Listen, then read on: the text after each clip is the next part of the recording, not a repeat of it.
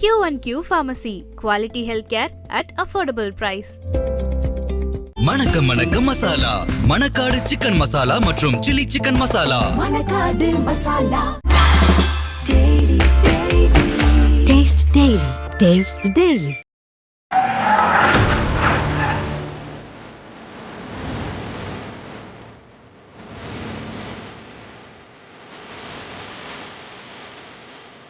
This is something I wanted to experience firsthand. I could form my own team, Ajith Kumar Racing.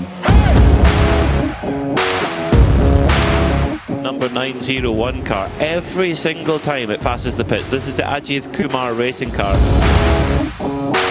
You see these guys? I love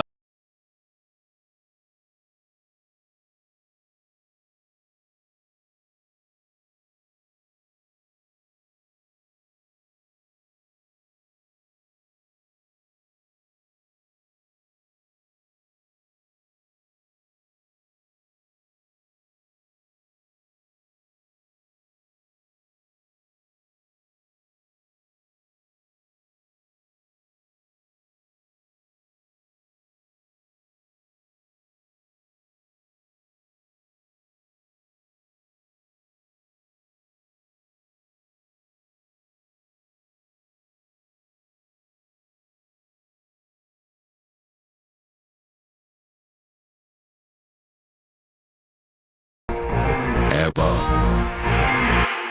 Give up!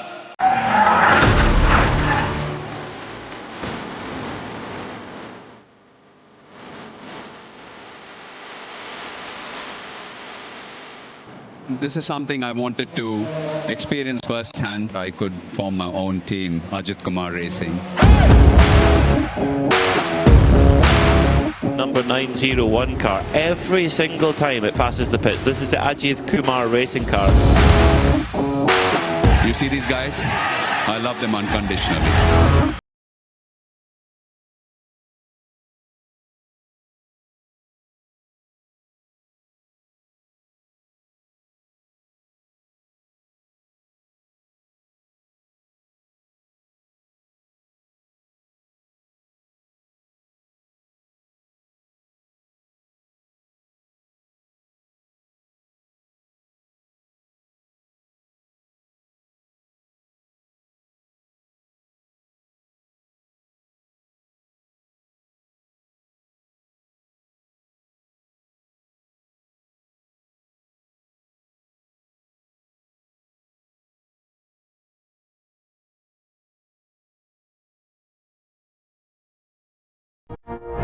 Ever.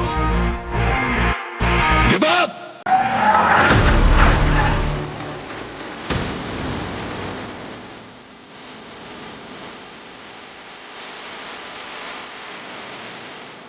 This is something I wanted to experience firsthand. I could form my own team, Ajith Kumar Racing. Number 901 car, every single time it passes the pits. This is the Ajith Kumar racing car.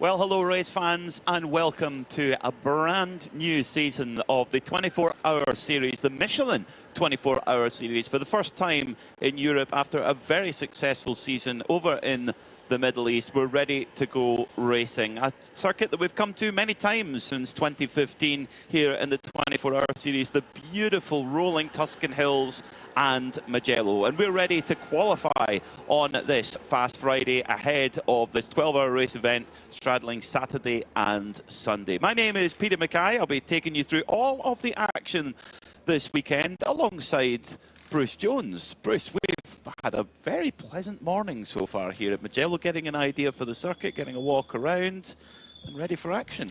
A circuit with gradient, a circuit with flowing corners. It is a fabulous, fabulous place. I haven't been here for a very long time, but you know what?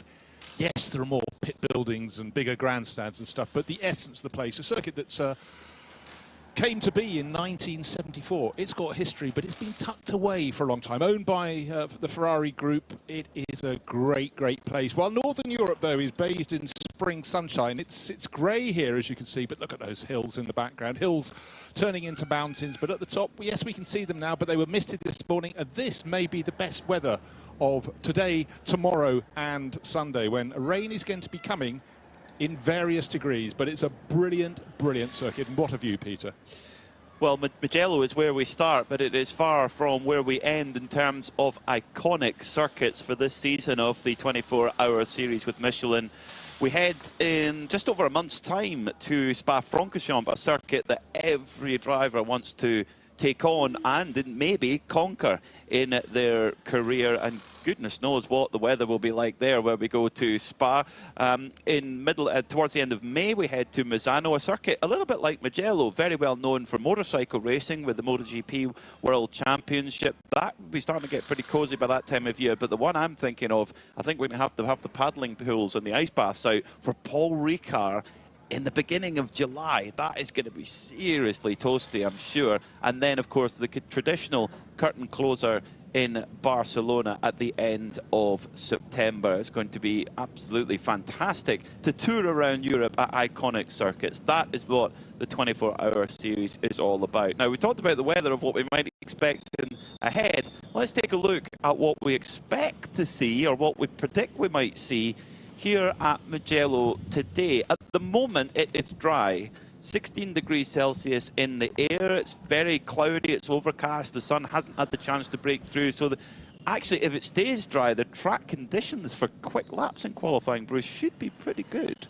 Yeah, they should, and the teams had a lot of running yesterday. They've had some sessions this morning, but what they are not accustomed to is rain on the Michelin rubber for this year. It looks like it's going to be, they should be okay. There's been a little spit of rain in the air, but almost a sort that doesn't even quite touch the ground as it comes down. Fantastic view of turn one and going up the hill, and it really is much more of a hill than you realise between the turn-in point and the exit point of the corner. Then almost a blind approach to turn two, but it is a brilliant place. And look, that start-finish straight is not straight. There's a curve halfway down it, another element the drivers will have to consider when placing their cars when it comes to the racing. However, we're heading out in 3 qualifying groups, and the first group, which is TCE, GT4 and GTX. In fact, the TCE entry has pulled out. There would only be 6 cars, so there is no excuse for tripping over anybody else in each of the 3 15-minute sessions that are coming up for them.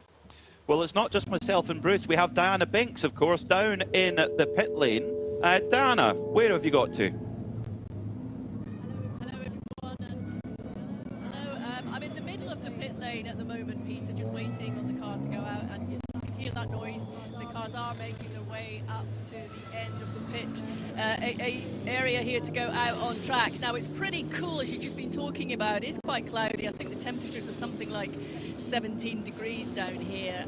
Chatting to some of the teams, I asked them, you were talking about the tyres and the conditions and things that might change over the weekend. You know, what did they learn during those practice sessions out on track? And they learned a lot about the slick tyres, but some teams have not run on the new Michelin wet tyres. So as we get into tomorrow, whatever they've sort of learned over the last couple of days, they're going to have to change strategy slightly. So a lot going on, a lot to contend with, but everyone's down here looking very much forward to getting this race underway and this qualifying session for sure. So teams are all at the ready to get out there on the track. It's also a springboard into the season, isn't it? A lot of these teams would have competed in the Middle East, first in 24 hours of Dubai, and then the 6 hours of Abu Dhabi. But this is the first of the European rounds, first across these 5 brilliant circuits. And in these early laps, there are 3 15-minute qualifying segments with only 5-minute gaps in between. So it's going to be quick fire as they rotate through their drivers. Chance to see some of the cars, perhaps, for the first time if you've not been following the 24H series. What on earth is this we're looking at? It's one of the Vortexes, launched at the end of 2023, came out to play last year. It makes one of the best noises, and there are 2 of them here this weekend from the Vortex V8 team. For the whole season, with Indeed. great news out of the Vortex team. They've got 2 entries, number 701 and number 702. They are truly one of the most loved parts of the 24-hour series, the Vortex team. They do everything totally their own way. It's a completely bespoke chassis, but this 2.0 version is a big step on from the previous car. It's actually got a combination of work between Oxal and Miguel in France, who created the molds for the chassis and the bodywork. It's the same small box Chevy V8. They've left that as the beating heart of the Vortex, as over the line goes Lionel Amrouche to start the first flying lap. Yeah, and so they should. I mean, the V8 is very much the essence of this car.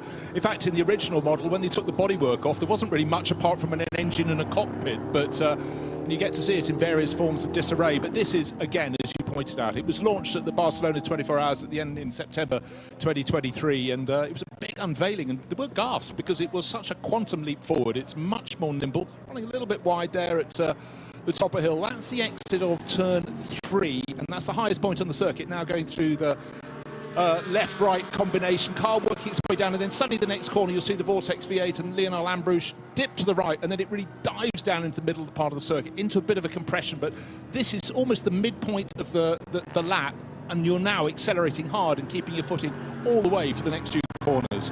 And Olivier Gomez from the Vortex company is out there doing qualifying for the number 702 car, along with Arnaud. Of course, very much a family business, Vortex, and it's Olivier who's created the aerodynamic concept for this Vortex V8. It's designed to be much slipperier in a straight line, but still provide the downforce. Weighs 1,000 kilograms. That's the balance of performance has set it as that. They could probably go a little bit lighter, or indeed, if it gets too quick, they'll add weight to it. Running around 550 horsepower, so it's a serious performance potential. I mean, just those 2 figures together, a weight of 1,000 kilos and 550 horsepower. You can do your own maths, however you like to do your mathematics. That is a very, very great power-to-weight ratio. But it's also, you can see this car is so much more aerodynamically efficient than the previous one, which, you know, was relatively brick-shaped in comparison. But look at the flukes on the side of the car and the way the airflow is, as it comes down the start-finish straight, being fed to the middle part of the rear of the car, which is obviously very, very aerodynamically efficient. So Olivier Gomez first over the line then with a 1 minute 49.552. So GTX, very much the story of GTX is the 2 Vortex 2.0s against the IRC GT from Australia. Totally different theory, really. That machine, the only similarity, excuse me, is its engine. It's a 6.2 litre V8 Chevrolet engine. Runs at around 550 horsepower, but can be upgraded to 640 horsepower in its highest state of tune. It's running quite a bit heavier, though, the IRC GT car. It's running at 1,125 kilos, although it does have a little bit more fuel to use, and can have 100% of fuel flow at the pumps. The smart pumps, the amazing Creventic smart pumps, we'll get onto them in the race, of what they can do and how they give different levels of fueling and amounts along the way.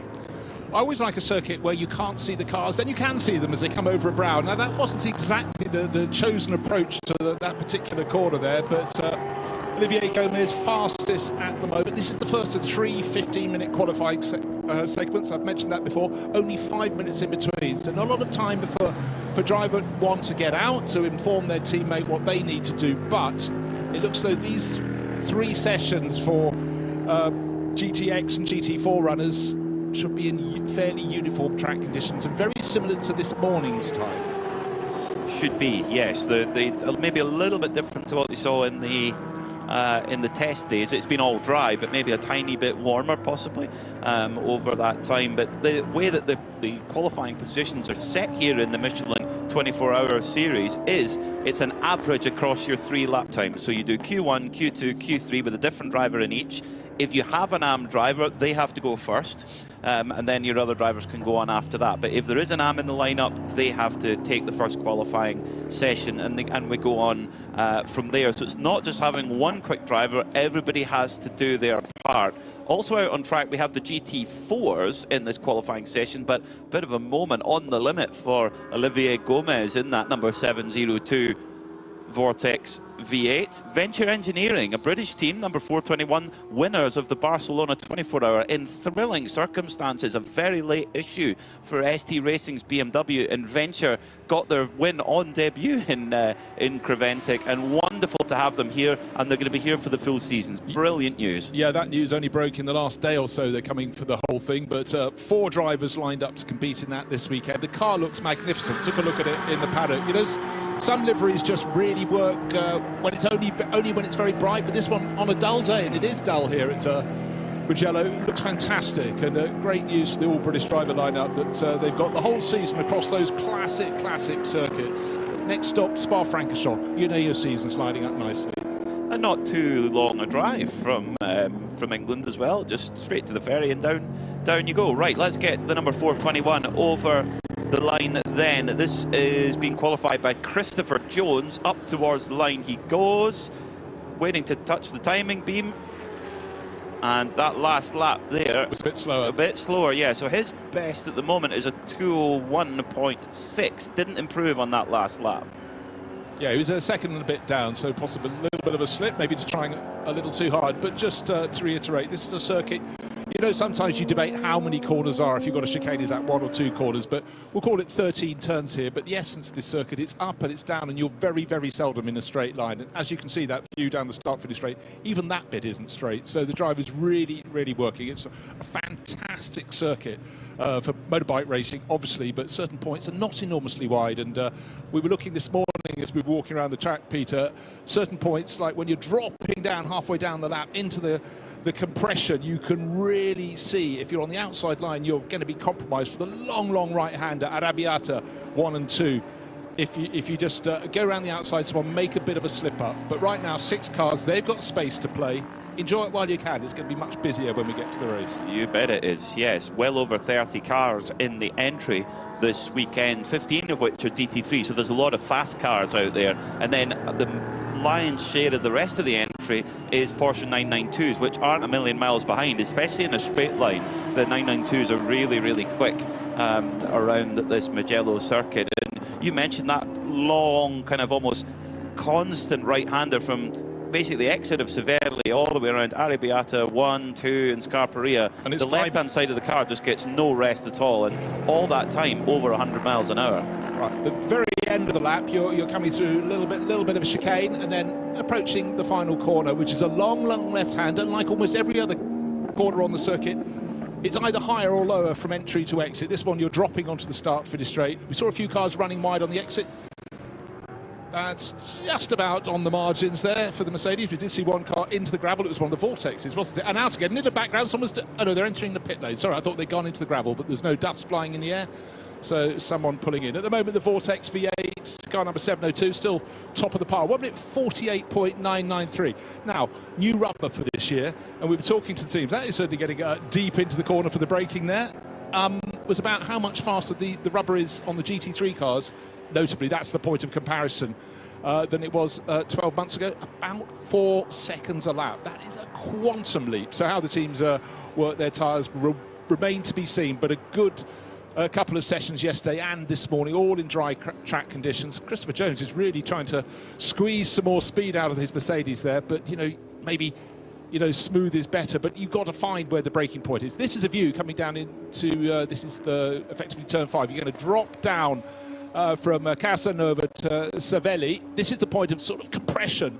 And then what happens next? You need to get across to the left-hand side of the circuit, Arrabbiata 1. And now it'll be flattened on this TV view, but even here you can see you're climbing up the slope to Arrabbiata 2, and it's quite a quick little straight behind there as well. That was neat and tidy, so that's a good run from Christopher Jones. And the lock is on the whole way through. You're just keeping the tyre is getting scrub all the time. So the left-hand side tyres are going to take a real pounding as, wow, to the top of the timesheets. Lotus to the top of the timesheets in GT4. Brilliant lap there by Alberto Nasca, 1:48.474. So the Lotus coming out quick, ahead of the Porsche of CCS Racing for Jim Gephardt. Venture still in third at the moment and not going quicker. Yeah, but the margin is absolutely huge at the moment. It's 2 and a bit seconds. No, sorry, it's just under 2 seconds. But the last lap from the CCS Racing Porsche was about 5 seconds down on that cracking lap from the Italian racer Alberto Nasca. But we were talking off-air beforehand.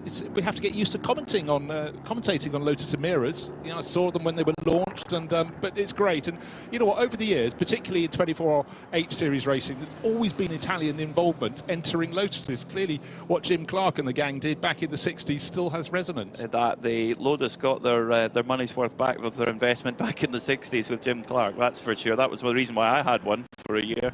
Did you see? I think it's Wood Brothers NASCAR this weekend is racing in the green and yellow. 60 years on them from helping Lotus with their pit stops, the Indy 500. Cool. Well, that's just that rich green with a broad yellow stripe, the original Lotus colours. That's very cool. Well, Alberto Nasca has a multiple race winner in Europe, NASCAR, just with a silent R. NASCAR, they've got no, I'll get my quote. Olivier Gomez, now that time is amazing, 1:48.993. That is 2.1 seconds off Ryan Dalziel's time in practice this morning in a Ferrari 296 GT3 car. The very latest GT3. Say that again. 2.1 off a full professional driver. My hat is off the cap. Yes, that is well done. I mean, not only Olivier Gomez's ability behind the wheel, but his design capability and the step that Vortex has taken on. It's a seriously quick car. Great to have the 111, the IRC GT here as well from Australia. Great to see them making a long trip over to Europe to take part in the series. Darren Curry, who took the first qualifying honours, who's driving along with Grant Donaldson. The car, it looks like a previous generation V8 supercar, actually. It runs in a Camaro bodywork. It's a tube frame chassis with how would you say, fiberglass body over the top of it. Yeah, now, we touched on the fact that some of the crews have got 2-driver lineup. What do you reckon the ruling is? If you do session 1, do you then get out, or are you allowed to do session 1 and session 2 before handing over to the other driver in the team? I'd have thought it's fair you get out and session 2 is done by the second driver, and then you've had your cup of cocoa, you get back into the third qualifying session. But a handful of teams, I think it was 6 in all across the 32-car entry here at Mugello, are opting just for 2. Some crews have 4 drivers, however. It's easier to do because we have a 12-hour race, but we do it over Saturday and Sunday. And there's an intervention break, very different to what you would expect in other 12-hour races where it goes flag to flag. We're going to race 7 hours on Saturday. The cars go into a parc fermé situation. They're basically parked up. On the grid. On the grid, funnily enough, so they're there ready to come back in the morning. And then we do 5 hours on Sunday. It's a great system, very civilized way to go racing. We can all go and have a nice rest and a nice dinner and then back in the morning. That's the spirit of the 24-hour series, a series that really thinks about the drivers and the teams and what they want to get out of their weekend of motorsport. Yeah, every single round, not just every year, every single round they're looking at what can be done better. You touched earlier looking at the calendar about Paul Ricard is going to be toasty, as you described, but a handful of years ago they thought the teams are completely frazzled when the drivers, when they got out the car, give every team a paddling pool. So someone was sent down to probably Toulon to, have you got 50 paddling pools I can have? But a great side. And also, a lot of the teams have their families with them, the children were sitting in the paddling pools. But I tell you what, that particular meeting was super hot. It's going to be warm when we get there. Can't wait for that. Christopher Jones still heading right. When the road is long, there are moments that keep us going, that bring us joy.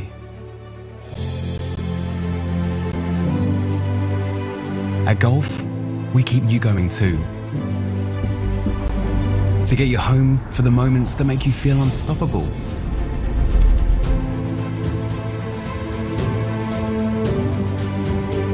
Golf. Together, we're unstoppable. Well, 3 or 4 minutes ago. So were you comfortable that that was going to be the fastest for that Q1 session? We are really happy because the car was really amazing. We find a good compromise, you know. We have since the beginning of the weekend we have difficulty with the front tire, with industrial, and now the car was really good. What have you learnt about the tyres to enable to give you the confidence that you know what you need to do? For the Michelin, I love Michelin tire. It's a class up different since last year. So it's a very good tire. Yeah. Okay, so we've got a few minutes left till Q2 gets underway. Yeah. What conversation did you have ahead of this session restarting with the team? We changed nothing on the car because the car is very good. So I just say at my brother the meter to brake, when you put throttle, etc. Just that no setup. The car is very good.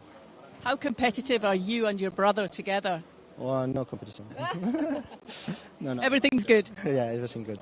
Olivier, thank you. Thank you very much. Fantastic to hear from Olivier Gomez there, who piloted that car beautifully, but also, of course, a huge part of that development, that Vortex 2.0. It's such a step on from the first generation car. Huge difference.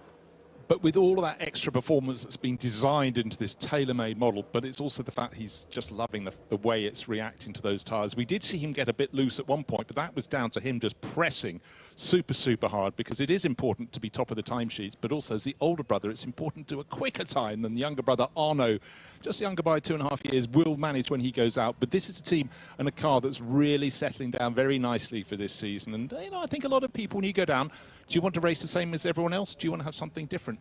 I still hold my hand up when the SP3 class, the LMP3 class was launched. I looked at the cars and I thought, why would anyone want to race those? But then I've been eating my words ever since, because clearly people want to not just race GT cars. A lot of people want to get into prototypes. The cars have been developed. They're night and day difference to how they were to start with. But that is something different. And you never know who might be looking, but certainly it's a very, very advanced prospect in comparison to the previous Vortex. And, long may they reign. It's something different, and I always love that in my career. Take your hat off to them. I mean, they had a dream season last year in the GTX category, which is a catch-all category. You could race a Ferrari Challenge car, you could race a Lamborghini Super Trofeo car. The IRC GT is a perfect example.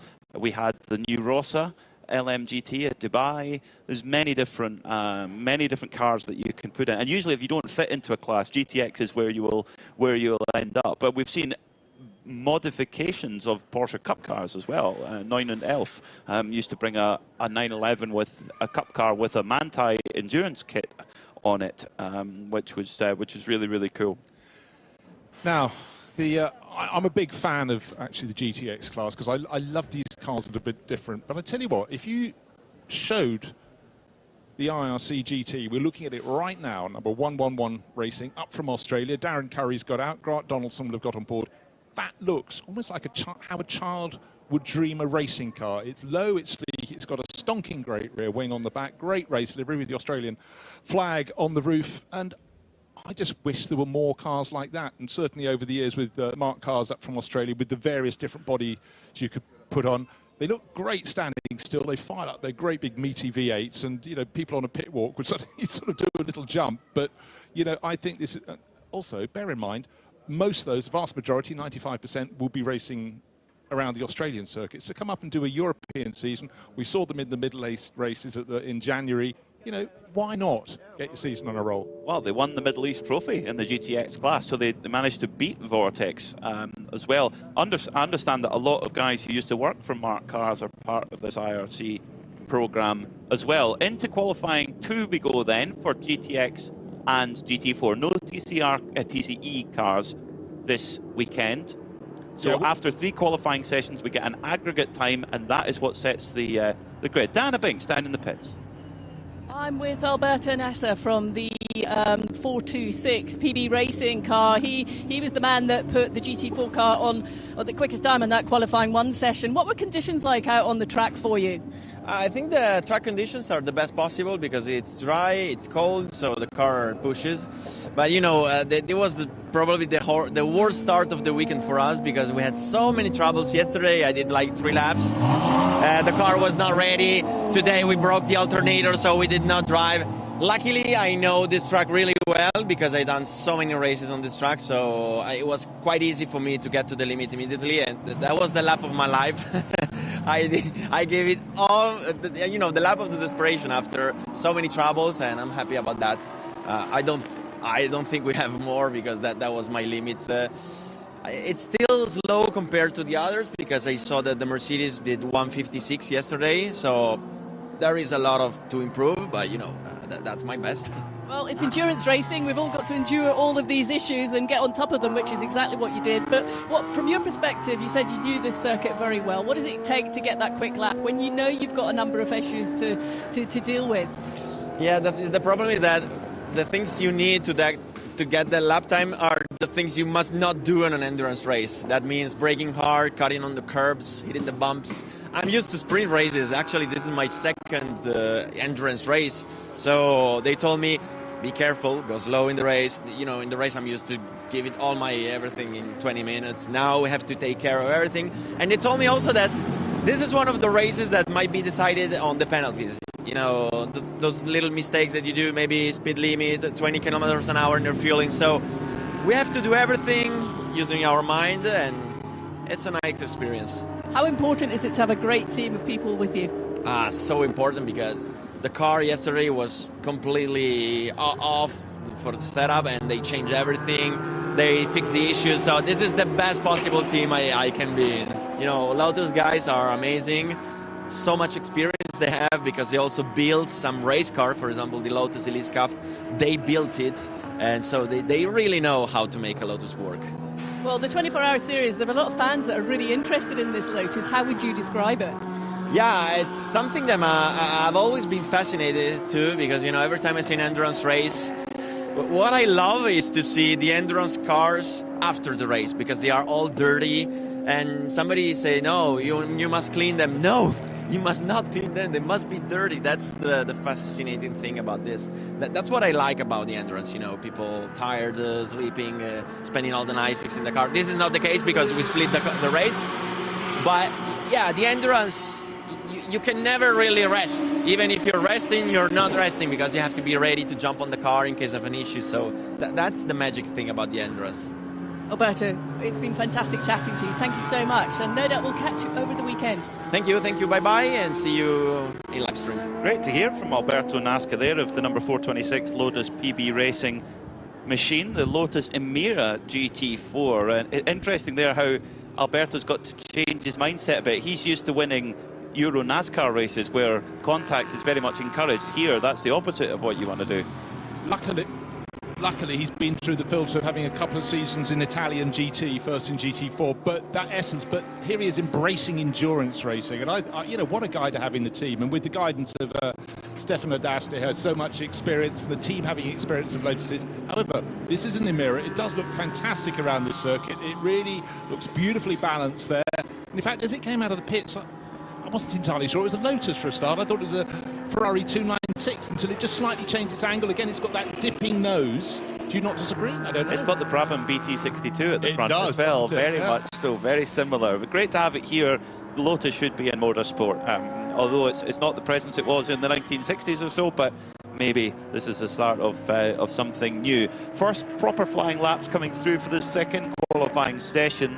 Arnaud Gomez just a couple of seconds off his, in fact, 1.9 seconds, I know I tell a lie, 9.9 seconds, 0.9 of a second away from his brother's time. So 150.859, so that's a solid start to this GTX qualifying. Grant Donaldson a little bit off the initial pace set there in the opening qualifying by Darren Curry, but still plenty of time in this qualifying session just yet. In fact, Arnaud Gomez is purple in both of the opening sectors. And we're getting windscreen wipers on. We wondered if they'd get through all three of their sessions without them. Not everybody's opted for them, but certainly the Lotus of Massimo Abati, which had just dropped to second place in this particular. This is Q2 of the 3 qualifying sessions. They've gone for the blades, but it's always a case of do you go for them or do you not? And if you're not, you can stay up for, to me, a lot longer. Once you've smeared that screen, right, Vortex action, neat, tidy over the curves. Benchmark was 1 minute 49.9 and 1 minute 50.0, so a tenth of a second off. So certainly younger Gomez, Arno. I noticed his Christian name is spelled A-R-N-A-U-D, but on his helmet it's A-R-N-O. Saves on ink, I think. Saves on paint. Shorten it. It's more snappy. Yeah. It's catchy. Well, we're quite close to Florence, and that, of course, is the river flowing through Florence, is it not, Arno? There's something in that. There's something in that for sure. It's the Arno, and then coming out of turn 3, puts the wheel onto the gravel. The rear end of the Vortex snaps out, but he gathers it up. Oh wow, that was a close one. There's definitely a Gomez family battle coming out, family feud going on. If who could be quickest in qualifying. Now the race director this morning in the briefing said, we're watching track limits very closely. You must have one wheel on touching the circuit. They deem the white, green and red painted curb as the circuit, so you can be right off and have the wheel just touching it, and in qualifying that's going to be the case. But if they abuse that, you won't lose just one of your best qualifying, you're going to lose 2 of your best qualifying laps if you do that at turn 15. That's the final corner, the one that they're really watching for, out of Buccini. So Neville Jones now on board the number 421 Mercedes AMG GT4. This car has been at the balance of performance exactly the same as it was trim from the end of the Abu Dhabi. 6 hours running 1,450 kilos, 100 litres of fuel to use, and a 90% fuel flow at the pump. Now, why is that? The idea is to try and balance every different car together. We've got a Porsche, we've got a Lotus, and we've got a Mercedes. They've all got different configurations, so they all have different types of performance. And the idea is to get them as close together as possible. So part of that balancing process is how fast can you fill it up? And it's 90% fuel flow for the Mercedes, running 395 brake horsepower in this trim. When you compare that to the road car it's based on, 577, but that's how balanced performance works. They're often brought back the way. Heading down to turn 1, the fastest cars heading about 165, 170. We were watching down there in one of the practices this morning, and even on their outlaps, they're starting to brake about 115 metres before the corner, and then gradually going deeper and deeper. For Ronald, the first time they even consider it is 100 metres. Just think about how much speed they have to scrub, because it's the first part of a 2-part corner, turning to the right, turning uphill. But again, it was a very good marker point. Quite a few of the drivers here are feeling their way in. We're just seeing Neville Jones chipping down his pace. He just improved by 1.5 seconds on that lap. Still needs to find a few more. But worth pointing out, we are dealing with an aggregate across all 3 qualifying sessions. So far we're combining session 1 and session 2. They're only 15 minutes each, so if you're new to this circuit and had mechanical problems, as we heard from the Lotus PB Racing crew, it's vital to just keep yourself a little bit calm and be smooth. It's about flow around here. You might think with 15 corners you're chopping and changing, but quite a lot of the corners feed almost directly into the next one. So your exit line from the first corner very much has a role to play in how you're going to handle the second one. And if we were being told the truth in the rumours going around the paddock that the Mercedes did a 156 in testing, I mean, that car has a lot more performance left to give, the Venture Motorsport machine. But also in a class like GT4 where you've got 3 cars, do you want to chuck it off in qualifying? No, there is no prizes for doing that. We don't hand out the Mulligato watches today, we hand them out tomorrow. No, we hand them out on Sunday, excuse me. Exactly so. This is Friday. It's qualifying day at the circuit. Yesterday was practice day. We had a practice again this morning. The weather turned from blue skies on Thursday to grey on Friday. And even within a session in which we only have the 6 cars running as we combine GTX and GT4, still you have cars overtaking each other. And that's because Arno Gomez is going better and better. He's within a tenth of a second of his older brother Olivier's pace, but we saw him just flashing past the Venture Mercedes. And so he should, because he's lapping, actually last lap, 18 seconds faster. That's why he caught him and passed him. That'll do it. And of course we must also mention that the Michelin tyres that are fitted at the beginning of qualifying stay on the car. So the peak of the tyre is always the best in Q1 with these Michelin tyres. After that, they'll drop off and then kind of stay there. The only exception to that rule is if it starts raining and the race director says wet track, and you can change to the wet tyres if you want. But unless we have a catastrophic downpour in the next very short amount of time, the wet tyres won't necessarily be needed. But at the moment in GT4, it is the Lotus that sits on pole at this moment in time after 2 qualifying sessions out of 3. The Gebhardt family outing, they're in second at the moment, with their fastest lap is actually quicker, the 1:57 flat, but their aggregate is higher. So this is the thing, it's that you can have the fastest driver, but it's all about the aggregate. That's Nicholas Gebhardt who set that quick time. Yeah, well, he's the first of any of the runners in the second qualifying session to improve on the first session driver's time. And again, as Peter just explained with that, the rubber they've got on board is good for a handful of laps, then it falls away, but then it stabilises. And so these drivers all came out with a built-in excuse as why as they weren't as fast necessarily as the driver in the first of the qualifying sessions. But as you pointed out again, it was the least experienced driver who goes out in qualifying session number 1, and those are all the lowest ranked drivers, and those are the ones that get the very, very best of the rubber. What pace the quickest drivers might get out if they'd been sent out for that first session, it doesn't matter. This is the rule, this is how it's put together. But the bragging rights, Vortex with their 702, not their 701, that's got Philippe Bonnell on board at the moment, are the class act. And they're not just putting in quick laps, they're putting in consistently quick laps. So into the pits comes the Lotus number 426. The Amira running the evergreen Toyota V6 power plant. It's actually a Toyota Camry engine originally, but tuned up for motorsport. I had the Exige V6 club racer it was, and it had a supercharger. It was 350 horsepower, but owned just over a ton in weight. Oh, I miss that car. I miss it so much. It was a similar colour to that as well. It was yellow and black. Best driving roads in Scotland? Well, that's a very good... Probably from Blairgowrie through Braemar up to Tomintoul, and then on to Dufftown. That's pretty special. Are those the wheels to have? Something that's light, nimble, but obviously unlike early Lotuses, with a lot of oomph to go with it as well. That was the best drive I had in my life on that road in that car. You're blessed with fabulous driving roads in Scotland. Yeah. Right, the IRC is in the pit lane, so it looks so Grant Donaldson will get out, which actually gives more time for Darren Curry, who did the first of the sessions. This is one of those 2 driver lineups to get back in and go for it. In fact, Lotus is also putting their next driver on board. Have to see who that's going to be, because that's a 4-driver lineup. Stefano D'Asti, you'd think would be the one. Former race winner in the World Touring Car Championship, and he's got a performance-enhancing component there, which is worth at least 0.2 of a second, and that's the open-face helmet. There's something very cool about it. It's like a 1980s DTM driver open-face helmet.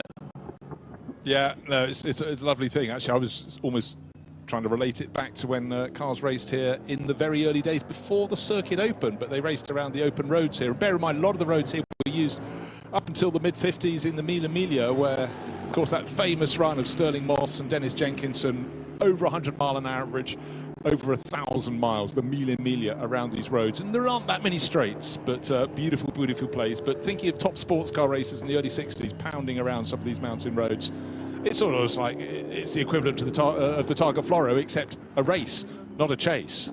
Quite remarkable. I mean, from 1914 to 1970, they raced here on the original Mugello, 38 miles of Tuscan countryside, which we may or may not have been on coming from the airport. Or this morning we went a few detours, so we might have ended up on some of those roads. Now, why did we take detours? That's because last week in this part of Italy there was a lot of flooding and a lot of landslides around here. So take Road A. No, turn around, try Road B. But beautiful part of the world. But there was an awful lot of downpour. I think it might be raining this weekend. Doesn't seem it's going to be the equivalent to what went before. The winner of the Mugello races in 1964 was Gianni Bulgari. I can't say I have any Bulgari, and I don't wear Bulgari, I was going to say very often at all. It's out with my price range. But if you do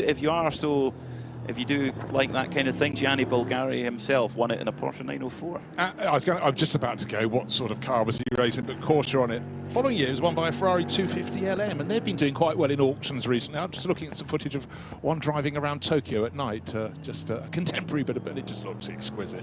Anyhow, back back on the track at Mugello. This second session is coming, well, the checkered flag has fallen, 15 minutes over, and look at that, bang on cue, Diana Binks. I am staying with the GT4, and Massimo has just jumped out of the number 426 Lotus. You've kept the time for the team there. You're still quickest in Q2. How did it feel out there on the circuit after that Haas had a run in that first qualifying session? The qualifying is for me, is very good. NASCAR have do a lot, the best time, and tomorrow it will be raining. We try to do a very good race. Conditions, as you said, tomorrow are looking like it's going to rain, but today it's dry. How important was it for you to get some laps in around that track and be comfortable? Today is important to take the confidence with the car, and tomorrow will be change everything. Tomorrow we have to survive. Did you enjoy that session though in qualifying? Yeah. The car is very beautiful. I have enjoyed a lot. Great stuff. Thank you, Massimo. Bye bye. Well, thank you very much, Di. That was Massimo Abati, one of the Ford Italian drivers in Lotus PB Racing. And I must say, their yellow Lotus Emira GT4, just actually having the chance to enjoy watching it go around the circuit, not just any circuit, the Mugello circuit, looked very much at home. I'd like to see some more of those, because I think we need lots of variety, but also cars that look cool and sound great as well, the Lotus Emira, to, yeah, let's have more. But it's clearly a very tightly knit team. But they haven't finished yet. They've got one more qualifying session. This is for TCE, GT4 and GTX. And the eagle eyes among you will notice 6 cars on track. We do not have a TCE runner. We had one entered at the start of the weekend, but didn't come to the grid. That's JMEC Engineering with the BMW M3 and E46, a car with a venerable history. But alas, we haven't got them. But maybe later in the season they'll come out to play. Come on, come to Spa. Come to play, yes. They did come to play at Barcelona last year. And Jimmy Broadbent, the YouTube star, drove in the car, and they really pushed all the way through to the flag in that machine, which actually has its roots as effectively a time attack car in Scotland. It was owned by a guy called Ian Bonthron, who's a brilliant driver, local driver near to where I live in Perth, and he sold the car to JMEC Engineering. So it's very cool to see that car having another life. It's gone from literally one lap competition, Super Lap Scotland, to 24-hour competition. Brilliant. E46 M3. So we're nearly ready for the third and final qualifying session. So this is a little summary of how this works. There's 3 qualifying sessions of 15 minutes each per class. Each session must be done with a different driver. And then you can't change drivers during each session. Each driver takes on a session each. You can't refuel and you can't change tyres. And it's all about that aggregate time over the 3 sessions. Now, here at Mugello, today the weather's fairly cool at 16 degrees Celsius. When we get to Paul Ricard in July and it's over 30 degrees, the tyres, the difference between Q1 and Q3 is going to be a big difference. I'll tell you, you may not have to wait until Paul Ricard. Even at the end of May, Misano can be super hot. In fact, I honestly think some of my hottest ever commentary gigs have been at that circuit on the Adriatic coast. But let's move away from heat and sunshine down to Diana, where it's cold and grey. Cool and grey. It's actually very nice, actually. It's quite pleasant, even though it's not sunshine. It's not too cold at all. So I've come down to, we're staying with GTX at the moment, the 111 car, which Grant Donaldson has just jumped out of. They're P2 in the qualifying session so far. Grant, how is it out there on the track for you so far? Absolutely amazing. There's plenty of grip out there. The weather's sensational. Hopefully it's going to stay like this, but I think it's going to rain. But really good fun, to be honest. It's a big goal for our team to come over from Australia. It was a 34-hour flight, or whatever it is to land here, so it was pretty cool. It's great. People are fantastic too. That's incredible. I was just thinking about that in my head. Yeah. 34 hours to get here. So you've obviously acclimatised quite well then. Yeah, we actually built the car in Australia. We sent it over and we did the Dubai and the Abu Dhabi race. And then obviously we flew back home again, and now we're flying our team back over, and the car will run the rest of the season. Should be good. That's fantastic. So you've committed to the full season. What is it about the 24-hour series that has made you decide this is the one for us this year? It's just one of those things. We've been driving in Australia together, me and Darren, for such a long time. We're pretty good mates, actually best mates, really. That's what we like to call each other, stepbrothers. No, it's just one of those things, seeing the different tracks around the world, and the facilities are fantastic here and the people are so friendly. It's really good to deal with. How do you find it when you're racing on track? We have quite a diverse grid. It's great for anyone that's starting off racing, as we have pro drivers, experienced racing drivers, so you've got a lot of challenges out there. How much does that encourage you to be part of it? I think it's really good, but the drivers are respectful. If you're respectful, then always looking in mirrors, see what's going on. If you've got to get out of the way, you know, stay on your own racing line, but they'll go around you if they're going to go around you. There's some quick guys out there and some fast cars. So a challenging thing to do, but also exhilarating at the same time. So it's pretty cool. Is this your first time in Mugello? First time in Mugello, yeah. So what's your thoughts on it so far? It's pretty good. I've watched plenty of the MotoGP here, and to actually see the track, I didn't realise how much elevation and all over the place, and how grippy the circuit is. It's really cool. So you're looking forward to tomorrow? Tomorrow should be good, and Sunday will even be better, actually. If it rains, we like the rain, so bring on the wet weather. The Michelin tyres will handle it really well, so it should be good fun. Right, thanks ever so much for chatting to us. I think you might get your wish for tomorrow, to be fair, but no doubt we'll catch up with you over the weekend. No worries, a pleasure. Cheers, enjoy yourself. I love that story. Two mates who raced together a long time think, let's go to Europe, let's take an IRC car, let's go and compete in some of the coolest places around. I mean, they've won their class at the Bathurst 12-hour in the past, have Darren and Grant, so they know how multi-class works. They've won in GT World Challenge Australia. I love it. Darren is a winner in the Hyundai XL Cup, which is, you need your elbows out in that championship, that's for sure. A track attack, snack attack. Right, 7:02 Vortex is top of the pile after 2 of the 3 qualifying sessions. It's clear by a whisker over 2 seconds from the car we just heard Grant Donaldson describing, which is Darren Curry back at the wheel. He did session number 1. There's a 2-driver lineup in the IRC. 2 seconds down. Let's see how it unfolds. But I must say, the way the Vortex V8 has been driven so far has been very impressive. Olivier Gomez is there, another 2-driver lineup back on board, so it's only shared by the Gomez's in this session. For this meeting, the sister car has got Leon Lamrouge, Philippe Bonnel and Cyril Calmont, but that is top of the pile, so don't really expect the order to change. Maybe some of the lap times will improve. However, as Peter pointed out, the Michelin rubber, very good for the first session, then it drops performance, and then it stabilises. So maybe no really quick times. They might squeak a few tenths here or there through familiarity. We'll be talking about GTX and GT4. It is still the Lotus PB Racing leading the way from the CCS Racing Porsche 718 Cayman. It's a pinky purple of the nose going to white in the latter half of the car. Neat and tidy in the way those Caymans always look. GT4 RS, the latest version of it. Big improvement on the previous car. Much shorter gear ratios. The previous car had quite tall gear ratios that weren't ideal for certain circuits. Runs at 1,370 kilos, which is not a million miles off the road car, actually.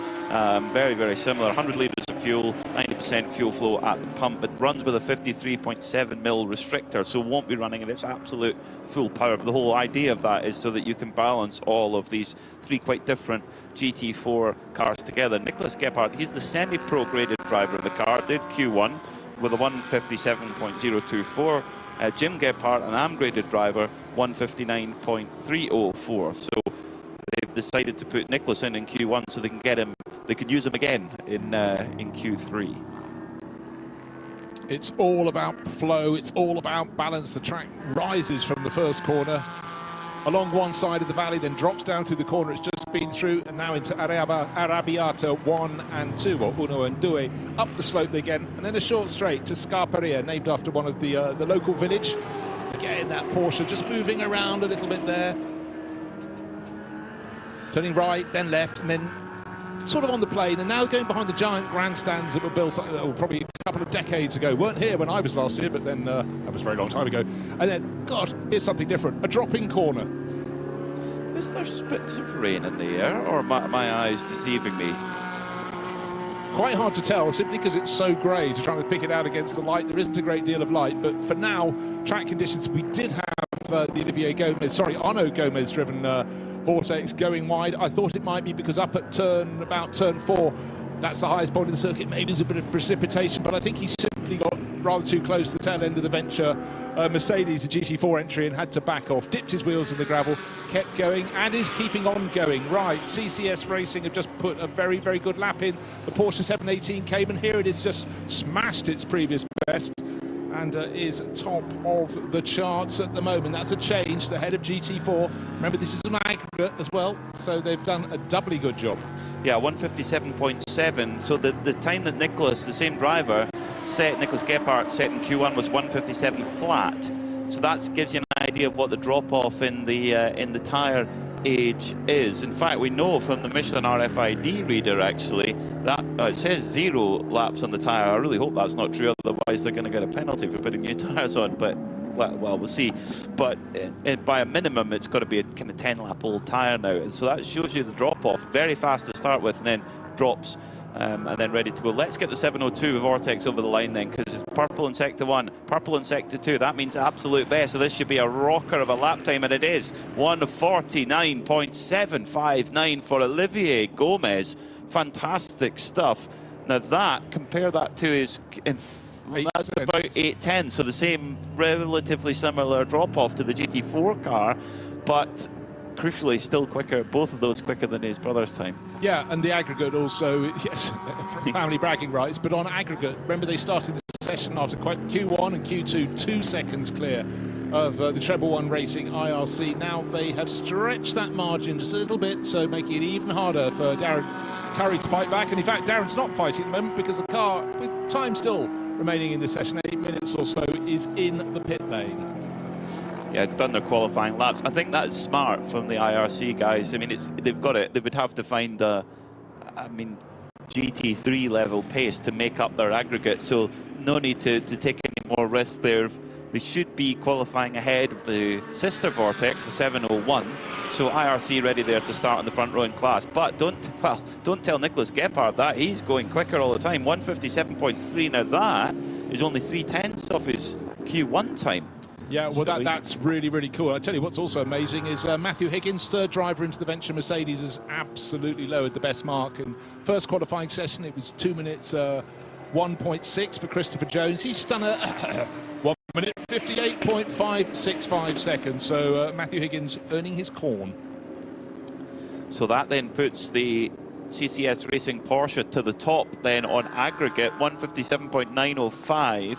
So 158.6 for Lotus PB Racing, but they need a PB from Stefano D'Asta to put in a quick time to try and get them back up, because actually he's the slowest of the 3 drivers. Now I have to say that's a surprise. Yeah, I agree. He's the most experienced driver in that, and most decorated driver in that car. 157.4 was their Q1, 158.7 Q2, and 159.6 is Stefano D'Asta's Q3 time. So perhaps needs to, although they are running on fairly old tyres, 19-lap tyres, so they look like they've been a carryover from practice. Yeah, I think it's also just showing what a very, very good run we had from Alberto Nasca in that first of the 3 qualifying sessions. Yes, he had the best of rubber, but he was neat, he was tidy, and he was quickest in class. But right now, Lotus PB Racing down to second in the GT4 category, and the margin they need to make up has now become, just going to double check the aggregate, it's 0.7 of a second. Now, a little bit of news with car 421, that's the Venture Mercedes. That very impressive 158.565 from Matthew Higgins has been disallowed for track limit breach. I'm trying to see it doesn't say which corner it's at, but track limit infringement during qualifying, his fastest lap time has been wiped, so that goes back up to 159.2. It's not going to make a huge difference to their grid position. Well, he's just gone faster, that's why. 1 minute, he's just taken another 4/10 off. Will that lap stand? 1 minute 58.161 seconds. The Venture Mercedes, the car that's only just signed up for the entire 24/8 series campaign, is going faster. Still needs to make up time on aggregate to get away from last in class, but the important thing is it's showing some very, very good pace out on the Mugello circuit. Really impressive lap from Nicholas Gephardt at 157.3 with He was a 157 flat in the previous sessions. That's actually, that doesn't sound right. Wait a minute. There's a change there in lap time. Nicholas was a 157 flat in Q1. Q2, Jim was 159.3. Let's just switched around. I think he's lost his best time. Possibly. Could be, yes. That could exactly be what it is. I don't see a message up on our system as such. I didn't notice one pass by. It's not going to matter too much by the looks of things. It doesn't look like we're going to see, unless, yeah, it looks like it's going to be fairly consistent in GT4. So CCS Racing will be on pole with the Gebhardt family outing, Nicholas and Jim. Good job there from Nicholas. He looked like he was really leaning on the car. He was particularly coming around Arabata 1 and 2. Really impressive. Nicholas just got out the car. 4 minutes left on the clock. What we're seeing in these 3 qualifying sessions is it's like Venture with their 4 drivers. Only 3 obviously be doing qualifying. They're just going for time on track.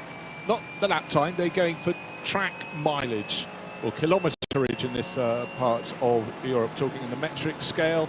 All the drivers needed to get to learn the car. And Matthew Higgins, 1 minute 58.1, no good. 1 minute 57.693 seconds. He's got enough time for this lap and one more, one would suggest, but young British racer going faster and faster, getting used to GT cars, having had a single-seater background, but doing a very, very impressive job there.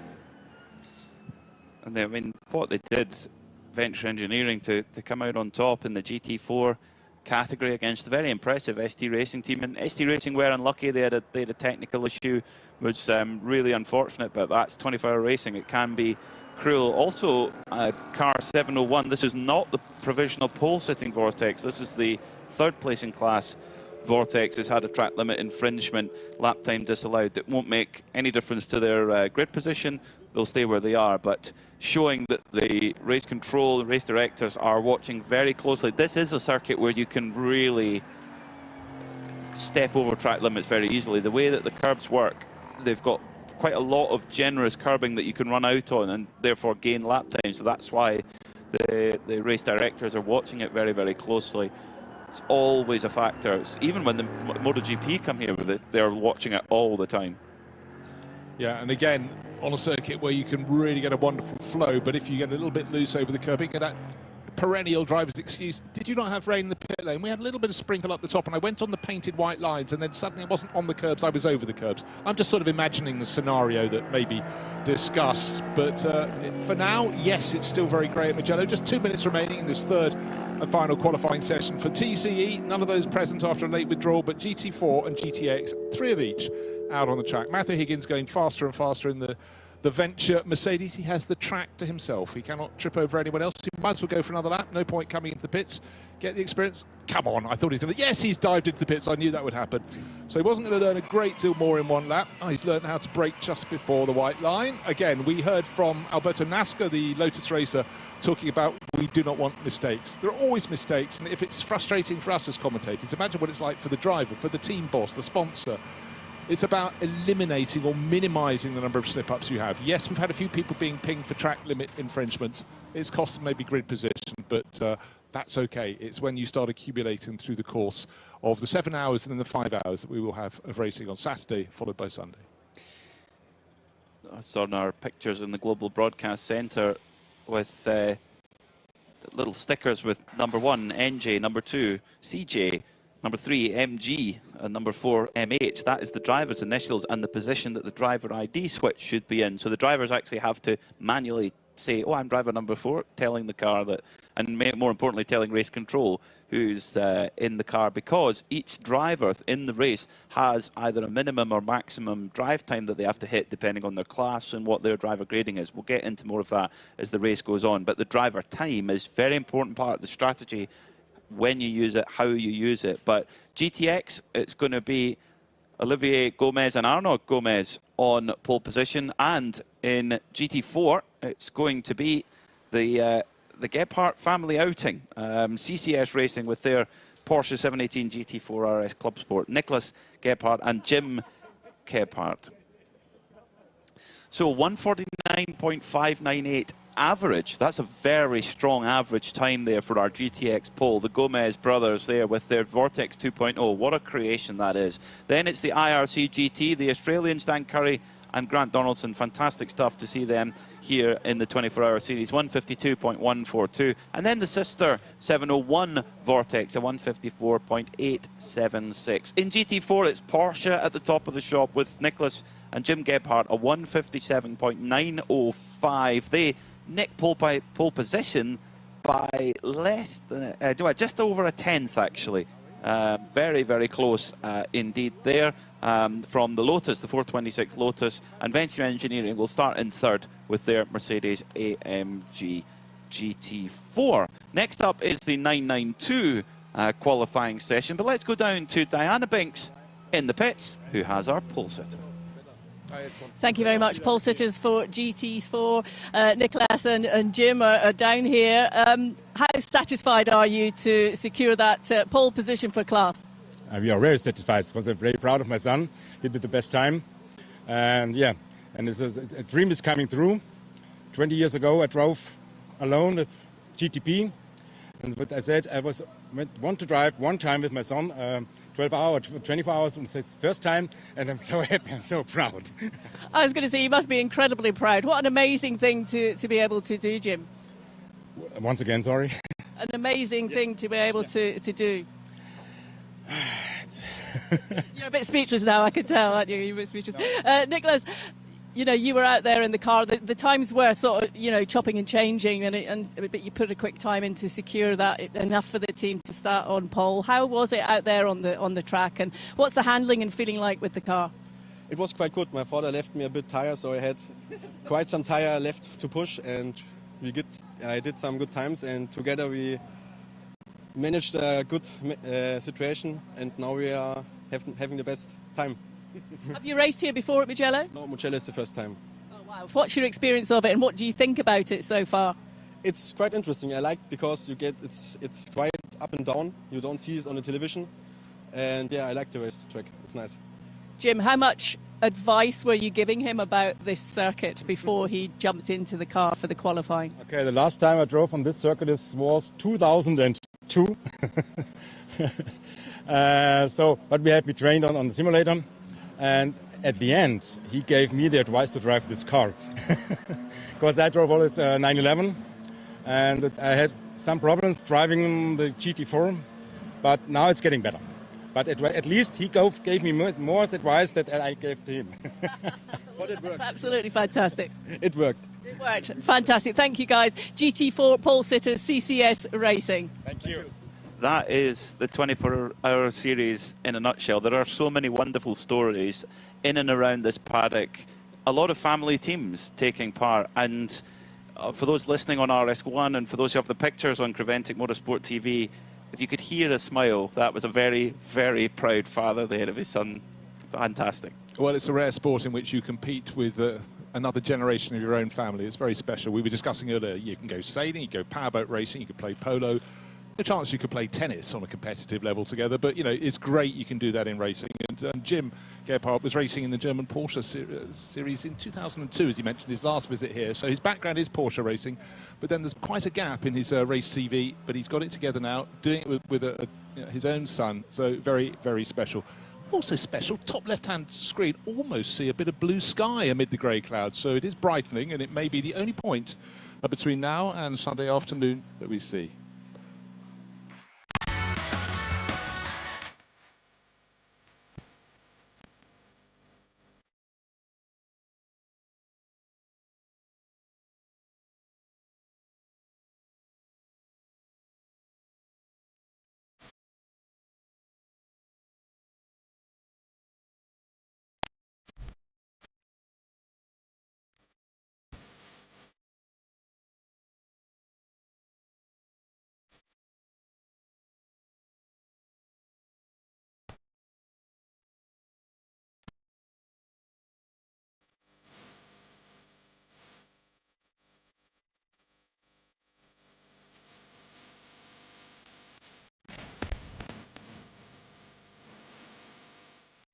The fastest time of all, and so he's taken the first of the poles. We're going to have three effective overall poles Now we're moving almost directly on. We've got 11 cars coming out to play, almost double the number of that first trio of qualifying sessions. This is for the Porsche 992 class. It's always well subscribed, and in September, of course, we've got their own race at Spa-Francorchamps, and the entry book is starting to fill for that one.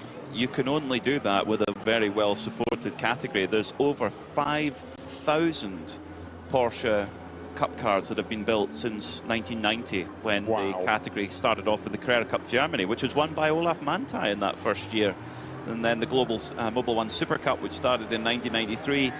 They've been through 7 generations of Porsche Cup car, but it's a car that you can run in sprint racing, as we see in Carrera Cups all around the world, but it can run a 24-hour race as well. There's an endurance kit that you can get for it. Many of these cars will run the ABS system that's available for the car, and it's just an amazing package. And in a straight line, because of the way the aero works, it's not quite as draggy as a GT3 car. It runs a similar-ish amount of power, around 500 horsepower. In a straight line, when they hit the brakes for turn 1 at San Donato, both the GT3 and the 992 are hitting 165 miles an hour into there. It's quite something, and the circuits with the longer straights really, really benefit the Porsche Cup cars. So the opening round of the Graventic series and season in the Dubai circuit, you think about that long run from the final corner all the way down to turn 1, again that big infield straight. So GT3 drivers, if they're new to the game, have to be aware they could be matched along the straights by those out there. Now, talking of Dubai, the driver who put more people through the turnstiles than anybody else was Indian actor Ajith Kumar. He's not in the car at the moment. Fabien Dufour is one of his teammates is doing that. But all day and all night, you were there, Peter. The screaming and cheering for Ajith was just phenomenal. I've never seen anything like it at a racetrack. Valentino Rossi, you know, ate your heart out. Ajith is the mega star, superstar, is underplaying it, and we're delighted to have him here in the 24-hour series. He has raced in the past. In fact, he started racing back in 1990 when he was only 18 on motorcycles. But he switched to single seaters. He raced in the British F3 Championship in the early 2000s. Imagine some of the drivers who took part in that. So he really was in there with some of the quickest drivers of the time. He raced in F2 back in 2010. But brilliant to have him here with. I love the livery on the car, the white and red and orange. Almost looks a little bit Tunnock's caramel wafer to me. If you'd swap the white out for silver, it's a caramel wafer wrapper. You can take the Scot out of Scotland. No, but it's a really crisp livery. And again, a lot of race car liveries are only designed to look good in daylight, but this is one that really does stand out at night, probably because there's such a clear divide between one block of colour and another. Yes, you've got the graduated colours to make you think of something to have with your mug of tea, but again, great job designing that car. So a lot of the teams have had quite a bit of track time this week with the testing that Graventic put on for all the teams to get themselves up to speed and get used to the Michelin tyre. Some of the teams went to the Middle East Trophy and competed in Dubai, the 24-hour race and the 6 hours of Abu Dhabi, but some this is the start of their season, so they're getting used to a new tyre. We had a previous manufacturer before, we're now on to Michelin, and certainly from the lap times that we're hearing and testing, there's a big step up in performance in what we should expect, and we'll be able to make some really good comparisons once we get the GT3s out as well. Nick Jonsson, well, a true legend of motorsport, Swede, double Swedish F3 champion, raced with Tracy Krohn for so many years now. When you say years, you mean decades, and they just work as such a fantastic pairing. I mean, Nicholas won everything there was to win in Sweden. 3 Swedish karting titles, the 2 in Formula 3, added a couple of, just the 1 touring car championship. What was he thinking? But of course, at that point, he then springboarded over to the States. And this really crisp livery, lime green with the blue contrasting colours of Krone Racing, and bang, bang, bang, down through the gears into turn 1. He goes, turning in 3rd gear, starting to climb the hill. 2nd part of the corner, still in 3rd. Does he bang it up to 4th before he gets to the 2nd effective corner? No. Now staying very wide off the curbs there. Little dots of rain, I'm starting to think on the screen, or those bug impact. Sorry, I thought one part of his screen was a little bit lumpy, but that's just the old tear-off strip getting a dent here or there. Nick Jonsson having a couple of little twitchy moments, just perhaps waiting for the tyre to come into temperature a little bit. Mühlner Motorsport first over the line with Martin Rump, the rapid Estonian, with a 151.152.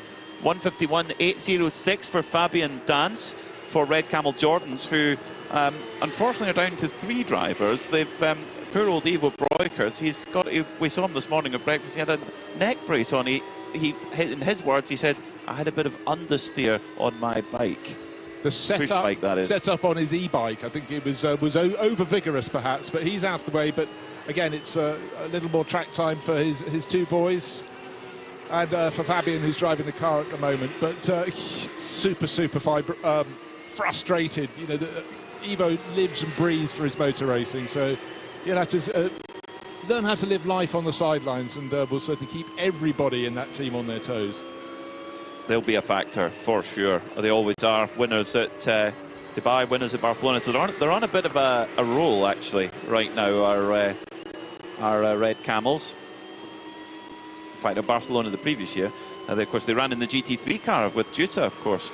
But Dubai, very good win in Dubai, 2 in a row in Dubai for Red Camels. Over the line then comes Nick Jonsson. That is 5th quickest at the moment, at 153.512. This, by the way, I've just done the numbers. This is Nicholas's 22nd season with Tracy Crone. It started together all the way back in 1994. Shall I do? Yeah, no, sorry, 2004, 1994. He hadn't even been invented back then. Well, of course he had. Oh dear. We have a spinner. A spinner is a sinner. And off the track is the Spanish team, Scarperia Faraon, Pablo Bras Silvero at the side of the circuit. Let's hope he can get going again. We're almost halfway through this 15 minutes session, T number 7. So by my reckoning, that's well, I need another sighting there. Is it on the slope down to Savelli? Yes, I think it is. I think it's before you start climbing. He's taken the shortcut back to the pit, so it's the bottom of the slope there. Looks like he's potentially avoided damage, which is really important. Had to bring the car in. Now, did he get a lap in? Yes, he had. 156.222, so that's important. Can't work on the car. Certainly can't change the driver during the session. Dies down to go and take a look. I sort of wasn't entirely sure if they had a front left puncture there, but... And that you can change. You are allowed to change a puncture if you have one. So interestingly, the Michelin tyre technicians looking closely. Of course, you have to prove that you have a puncture and you need to change it. It's that's very, very important. Absolute best sector in sector 2 for Martin Rump. Really, really quick driver. Former Formula Masters China champion, winner of the 12 Hours of Sepang in class, the Abu Dhabi 6 Hour with Milner. He won that this year, so on a bit of a roll, as are Milner, who always know how to get the best out of a Porsche Cup car. They've got a strong lineup, all semi-pro drivers through the lineup, so Milner should be quick. And I tell you, Martin Rump is really hauling the mail here. His best lap so far is a 151.437. Interestingly, Nick Jonsson set a 151.213, but is showing second. So has that lap time been no, 151.1 is the previous. Sorry, excuse me, I'm with it now. 150.765. Martin Rump goes quickest then and puts Milner Motorsports firmly to the top of the timesheets. Yeah, the young Estonian driver was one of many who didn't have the money to make it work in Europe, went to the Far East. You mentioned him winning the Formula Masters China champion and doing a lot of... He moved over into sports car racing over there. Just really gets the job done every time. Very much a Porsche specialist as well. And my wife was a grid girl that year in the Formula Masters China. I don't think she'll appreciate me sharing that information. No, luckily it's out there now. So, of course, we had a problem for the 949, the Scarperia Faraon. The car is in, as we mentioned, in the pit lane. Can't have been a puncture. Can't see any tyres punctured in the background. But a fair bit of green paint and grass down there. It's spring, and it's sprung with dye. Just as you were talking about that, Bruce, I'm here, just arrived at the garage. It wasn't a puncture. There was a lot of grass, obviously, that came out of the grille at the front, which the team are now tidying up, which was left on the pit apron. They were having a really good look around the car, but I suspect that he has just gone off, but there was certainly no puncture to the tyre. Thanks, Di, and I can report not only was grass harmed in the incident, but also some buttercups were decapitated and brought into the pit lane. They should check for a 4-leaf clover, though. This is the right part of the world for that, for good luck. Martin Rump going even quicker again on this this next lap here. He's gone absolute best again in Sector 2, so he's really going quick. The former race winner in the Nürburgring Langstrecken series, series that the Milner Motorsport team are very familiar with. Rump coming towards the end of the lap now, so let's see if he can make an improvement on that 150.765 as that Scuderia Ferron 149 car has got back going again and back out no harm no foul, and it is an improvement for Martin Rump, 150.443. I mean, that's 2.4 seconds off the fastest race lap of a GT3 car last year. Well, super impressive. I talked about how Martin has long been a Porsche driver, but he did have a period in the middle of his career so far, a 28-year-old in Audis and then Lamborghinis, but very much the last 2 years he's been in Porsches. For KCMG, of course, a team based in Hong Kong. His connection with them goes back a very long way indeed. But also Proton Competition, Porsche and Lion Speed GP by Herbert Motorsport. So he's clearly someone that's got 911 written quite large across his CV at the moment, and he's showing precisely why. 1 minute 50.443 seconds is the pace. If you grow up in Estonia, the roads in Estonia, when you just go off the beaten track a little bit, most of the roads are gravel. So you learn car control even at fairly slow speed, but you know there is no no surprise that so many good drivers come from the Baltic region, and many of them head to rallying, particularly. But Martin Rump definitely knows how to wheel it. We should watch out as well for Holmgard Motorsport. They've got a solid driver lineup as well with their Sonax-backed machine, white, red and sort of grey roof there on that machine. Magnus Holmgard, Jonas Holmgard, Martin Vedel Mortensen and Patrick Steen Rasmussen as well. And because they're a full semi-pro lineup, they don't have any minimum or maximum driver time to adhere to. They can only do a 2-hour maximum stint and then must take an hour break if they do that, but they can be totally flexible with their strategy. Yeah, I mean, it's a wonderful thing to have, rather than realising, oh, we thought the safety car period, if there is such a thing, you know, we could use up our bronze driver time. They've all got an even role to play. Makes it easier. You just can slot them in accordingly. So, red and white and grey. The red and white, not just notifying it's a Sonax sponsorship, but it's a Danish team, the Danish Flash on the side of the Holmgard Motorsport. Porsche, that is backing off its pace a little bit. Still the best lap set by Martin Rump for Milner Motorsport. That's the two blues and white liveried car. Still second place Magnus Holmgard, third place Niklas Jonsson, but of the top, well, 8 of the cars are in the pits at the moment out of the 11. So just considering conditions, 2 and a bit minutes left, so very few cars are going to go back out again. So it's really for the likes of Scuderia Ferrari, still bringing up the bottom of the charts, but for the driver who went picking daisies and buttercups, it's Pablo Barras Silveira. Might as well get as much lap time in as he could. He lost time coming into the pits with his little moment. It was coming down the slope into turn 6 that he just realised he was carrying too much speed in and had to sort of gather it up. In fact, that's another moment he's had a problem going down the hill. But he's bringing up the rear. His best lap so far, 1 minute 56.222. Whereas the best lap is nearly 6 seconds faster from Martin Rump. So a big mountain to climb, but they're in the AM class of the 992 category. And the best place of the AM class cars is in 3rd overall, but then when you put a pro in, like Niklas Jonsson, you expect it to be at the sharp end. And for RPM Racing, it most notably is 3rd fastest for them. Yeah, they'll likely put Tracy Krohn in next, and then Philip Hamprecht, who's a superb young driver, really underrated, I would say.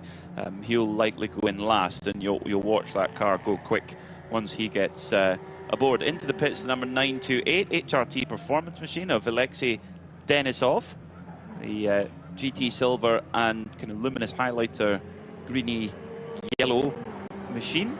Of course, all these Porsche 992 Cup cars are delivered in GT silver, and most of them you'll see that underneath with the stickers put on top of them.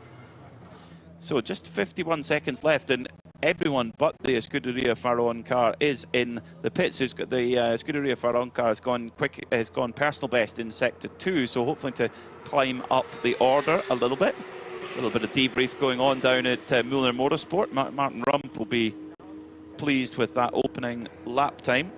They've got a really good driver lineup as well in the Milner car. They've got Valtis Verzoridis from Latvia, So very much a Baltic theme in that car, and also Julian Hans's too in German. Yeah, as I was walking away from lunch, as you were just getting a coffee and coming out, I was listening to their conversation, all in English, but with the different accents, the background of their language.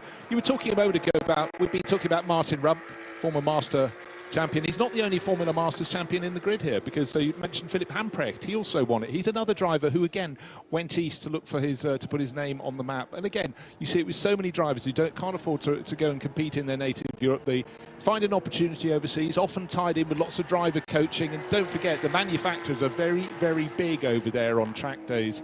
And certainly a whole host of drivers have done it in recent years. And probably the one who's come out top ahead of Martin Rupp is Alessio Picariello, who made his fame and fortune, now very much in the Porsche books. But let's go down to the pit lane with Diana Binks.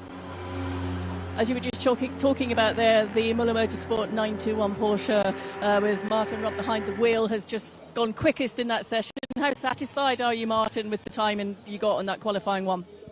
I'm quite satisfied, thank you. I think the team has done a really good job to put this pairing together, and I'm really excited for the long season ahead.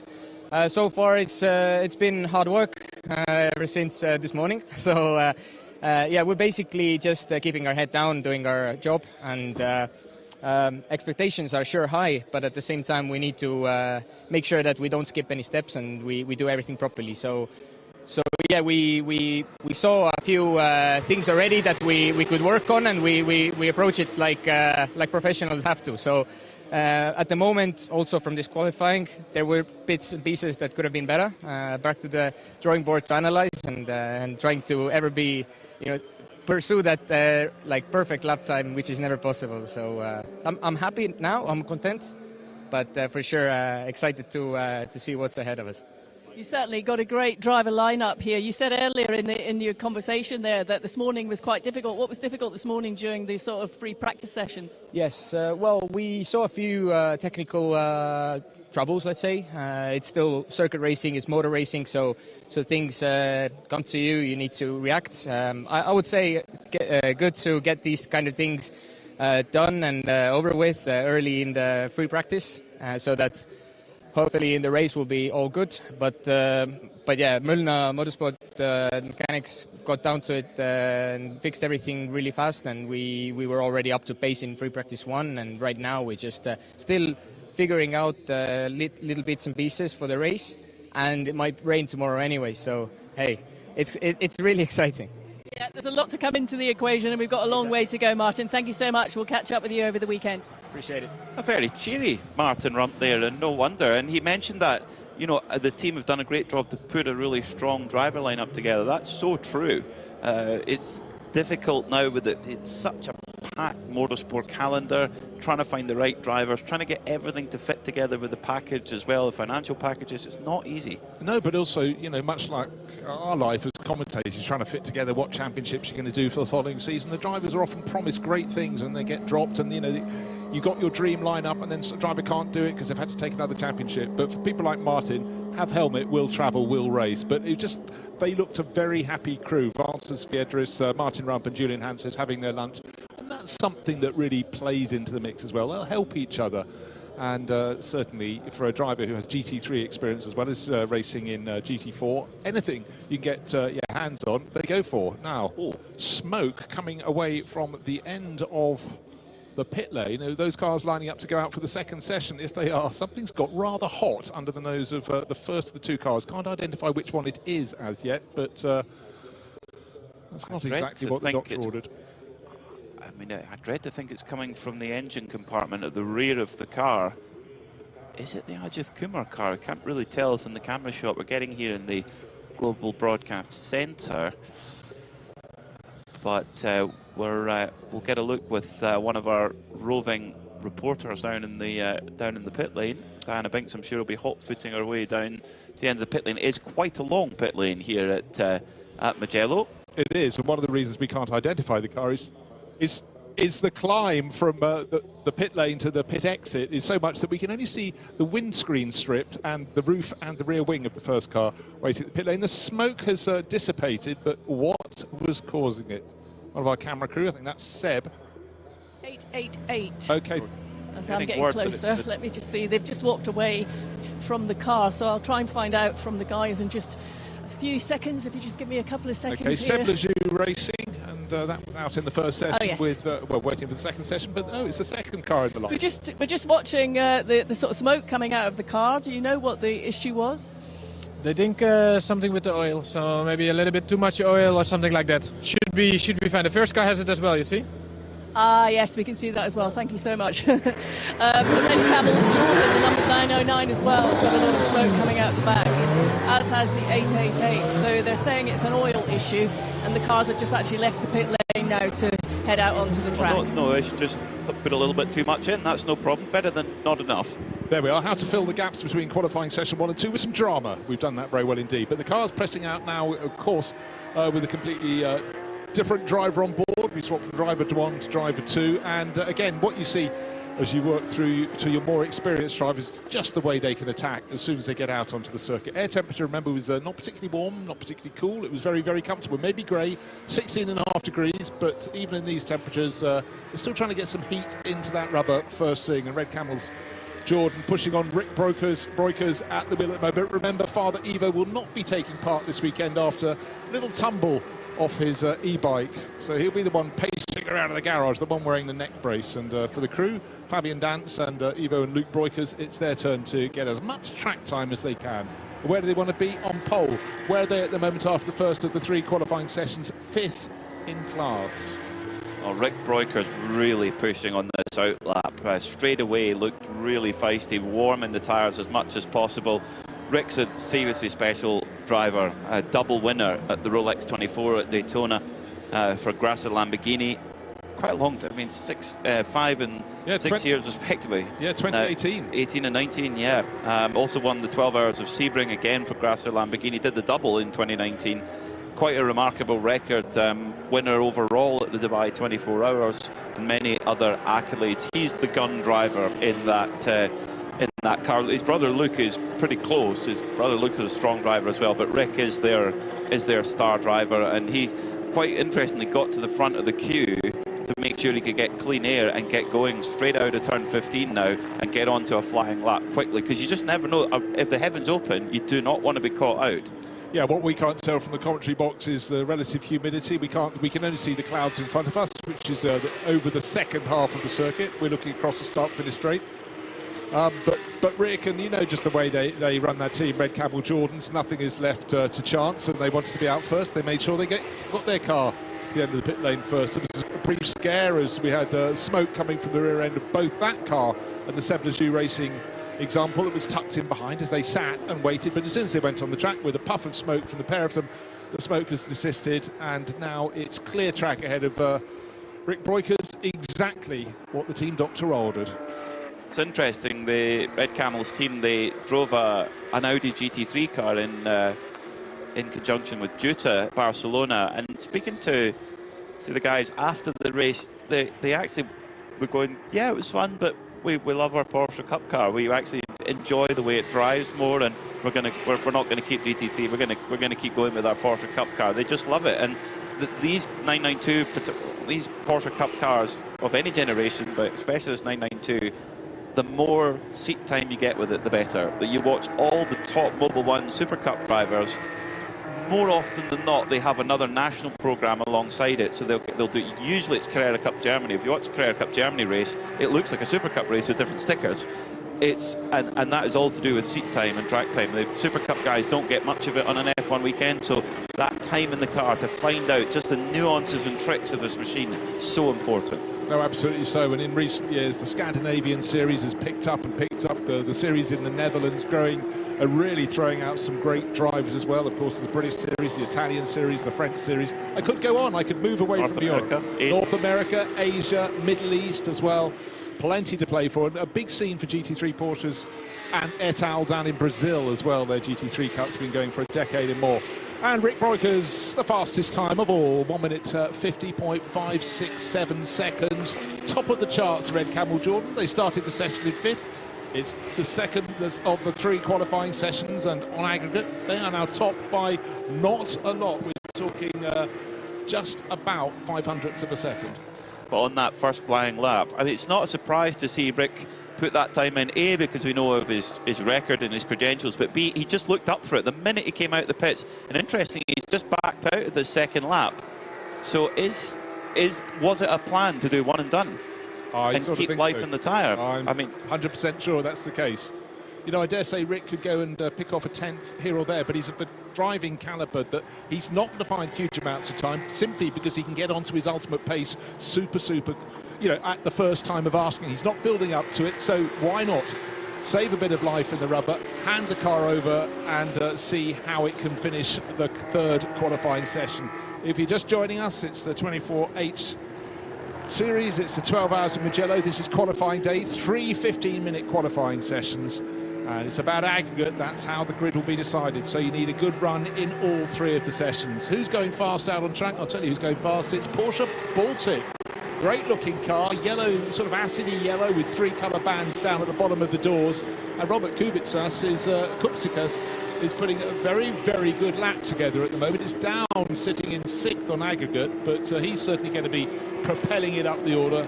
That is for sure. And car number on the door is 992. That sort of fits, doesn't it, in the Porsche 992 class? It does. You see, I love in this class how many of the numbers hark back to Porsches of old. We've got the 907, which won at Daytona. We've got the 901. Of course, that was the original type number of the 911 before they had to change it to 911. And what else have we got? 928. The 909, which is the red Camel, Jordan's car on provisional pole at the moment. That was the Berg Spider, the hill climb car. A peculiar car, about as long as it was wide, but boy oh boy was it nimble up the hills. An absolute beauty of it. Well, not a beauty of a car, but its performance was what was beautiful. Broikers into the pits then, so that was a one and done. I mean, if you can do it, what a luxury to have a driver who can get straight out onto it, bang, tire. And interesting, the Michelin tyre engineer wanting to get a look, get an idea of the pressure, see where it's performing. Great stuff for Red Camel Jordans. I understand they ate well last night. They went out for a dinner to a countryside steak place, and so what does it say? An army marches on its stomach? Well, it's certainly an edict I've followed all my life. Never on a race weekend or race meeting settle for just one breakfast. Get your banker breakfast in, and then you get your bonus breakfast, often when you got to the circuit. Tom Coronel, yes, that Tom Coronel, 151.424, personal best for him. Seb Lejeune, 152.754, his personal best. The RPM racing car, and it is Tracy Crone who's taken on this second qualifying session of qualifying for the 992s. So it will be Philip Hamprecht who will do that third and final qualifying session for those 992s. And then we will go into the GT3 category and see who's going to be putting it on pole for tomorrow's Michelin 12 hours of Mugello. Out of the final corner then comes the 901 Ajith Kumar racing machine of Mathieu Detry. And great run from him, 151 flat for Detry, and that puts Ajith Kumar racing up to 4th on aggregate. Yeah, they were sitting there at the start of that lap down in 10th, so don't forget that's just not moving him to 4th in this session. It's enough to move it to 4th on aggregate across the first 2 of the 3 qualifying sessions. So the white, red and yellow flashed 992. So Ajit Kumar Racing, they'll be waving their flags in India and all around the world, in the world of Indian film, because the following, as you experienced the Dubai 24 Hours, is quite phenomenal. Remarkable, totally remarkable. I mean, we were blessed with fantastic viewership figures in Dubai. It's always so heartwarming to see that. Literally multiple millions tuning in to enjoy the Dubai 24 Hours. It was a great event. It went down to the wire. Of course, a debut win for the new BMW M4 GT3 Evo, a car we don't have any BMWs here this weekend in any class, which is an unusual thing to say. Exactly. There was one that entered for TCE, and that was the one that has withdrawn. But right now, Red Camel Jordans with Rick Broikers doing a fantastic job. One flying lap, park it in the pit lane to hand over to the third driver for the third qualifying session. Don't take the life out of the rubber. Well, he probably took quite a bit of life out of the rubber doing that one qualifying lap, but he was super smooth as well as super quick. So very, very clever tactic. Ebi Motors also in the pits. Ricardo Pera has had his run. That's sitting 3rd on aggregate, the top car in the 992 AM class. But Ricardo Pera, he's been doing great things in Porsche World Endurance Championship for quite a long time for the young Italian, so you expect him to be not just a safe pair of hands, but a good one. And he did the job. But at the moment, it's Red Camel from Mulner Motorsport, from Ebi Motors, and Ajith Kumar Racing. As we just heard, Mathieu Detry, his lap was stonkingly good, went from 10th on aggregate to put them 4th. Just when Mathieu Detry was actually a 10th up on Broiker's time after Sector 2, but went away a bit in Sector 3 there. So it's a 150.925. That's the second quickest time we've seen. However, Tom Coronel, he went absolute best in Sector 1 and then went away in Sector 2 and 3. It was still his personal best time. Great to see Tom here. Talk about experience. My goodness, his first of many championships was the 1991 Citroën AX GT Netherlands Championship. Well, phenomenal. But I first came across the Coronel family when his father used to race, and they used to race a car that in the Spa 24 Hours, I'd always beg, as I was wanting a little bit of shut-eye, could you please retire your Mazda Rotary? Vanden Beek and Coronel, it would split your eardrums. But Tom and brother Tim, just such enthusiasts. In fact, a large chunk of their year is already behind them, always competing on the Dakar Rally as well. But just such great characters in and out of the car. But again, yeah, a career that goes on and on and on. Another driver who made their career in Asia too, you know, winning the Japanese Formula 3 Championship in 1997, the Formula Nippon Championship, and of course so much success in touring cars. It is going to be Ajith Kumar who jumps on board his team car, the Ajith Kumar Racing Machine, which is run by Baz Kooten. They've teamed up with Baz Kooten Racing, who are a team that know this series inside and out. They know the strategy, they know how everything with the series works, and that's really important if you're a new lineup, a new team coming in. To pair up with an established operation makes such a difference. It really does. We talked before, we'll talk about it during the race as well, no doubt. Do not pick up penalties, or just certainly keep them to the minimal. And when you're sort of consuming the rule book, things will go past you. You might read it, but you sort of need to understand it. And that's why having a team that has the experience can just save you so much grief. That lap from Rick Broikers has just blown everybody out the water. 150.5. The nearest driver is half a second away. That's Mathieu Detry. Ricardo Pera, ELMS WEC racer as well, 6/10 quicker than him. Really remarkable. But Red Camel Jordans might have had Fabian Dance on a very short leash in Q1 saying, keep those tyres in, we need them for Q2. That's the thing, is that it's the condition of tyre that you hand over to your teammate. So Mathieu Detry jumps out of the 901 Ajith Kumar Racing Machine, and Ajith Kumar waiting, could you say he's waiting patiently? I think maybe more impatiently, anxiously to jump aboard. Full focus there. A man who knows, you think of what he does for a living. He's an actor, you know, he knows exactly to get himself into a zone. Right, I need to go and perform now, prepare my mind, ready to go, and then we go and perform. This isn't much different, except in mindset-wise. No, mindset-wise, except you don't get take 2, take 3. You get your one chance in qualifying. And so it's a different form of focus. But again, it's about removing extraneous influence. It's about absolutely honing in to the job you're doing over the next 15 minutes. And the fact the car clearly handles very, very nicely indeed is something that will be really encouraging for him, because that was some great lapping there from Mathieu Detry. Good job. No wonder he's smiling as he removes his helmet. The team quite happy. Baz Kooten and the gang, well, they always have a smile on their face. There's a game going on there, which I feel must be part of the order of the weekend. Big congratulations from the team owner. And a bit of a debrief as well there. This is the thing that's so important with, particularly here in the 24-hour series, you have mixed driver lineups in every car, and nobody has an absolute car of superstars. That's not the type of championship it is. It's a mixed driver lineup, and the professionals have to get the best out of their non-professional driver. That's the secret.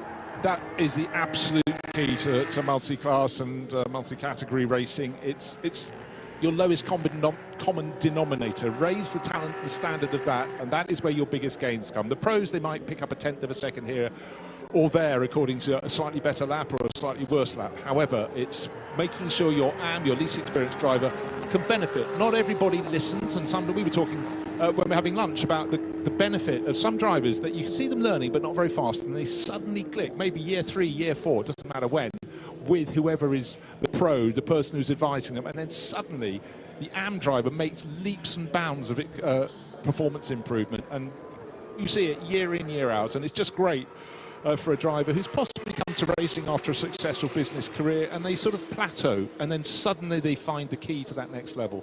So it's always something to look for across the years, and a handful of drivers here are definitely making great progress. Out on track, though, not many people making progress at all, because only one of the cars is still out there.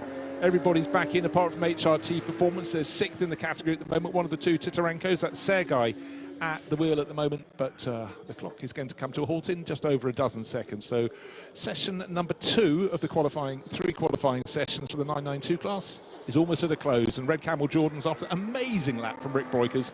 Out lap, flying lap, park hit. 1 minute 50.567 was his lap time. Nobody within about 0.4 of a second. Mattia Detri, Ajith Kumar Racing, was the best of the rest, the next closest. And that could be the secret for this upcoming qualifying 3 session, having that extra tyre life. According to our RFID reader, the Red Camel car, their tyres are 5 laps old. The Milner Motorsport car is 11 laps old.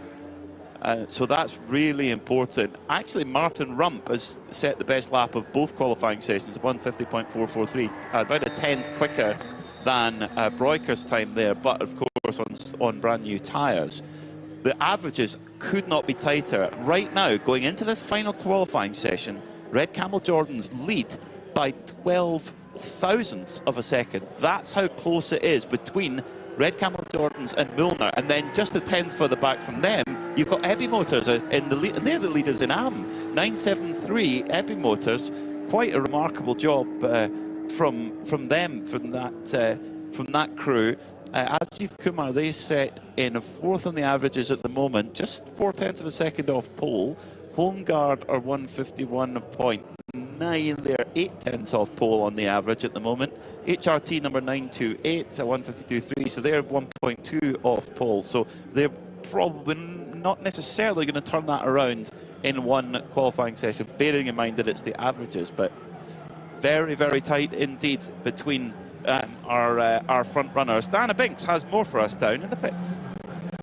I certainly do. You're talking about that pole position time by Rick Breukers in the 909 Red Camel Jordan.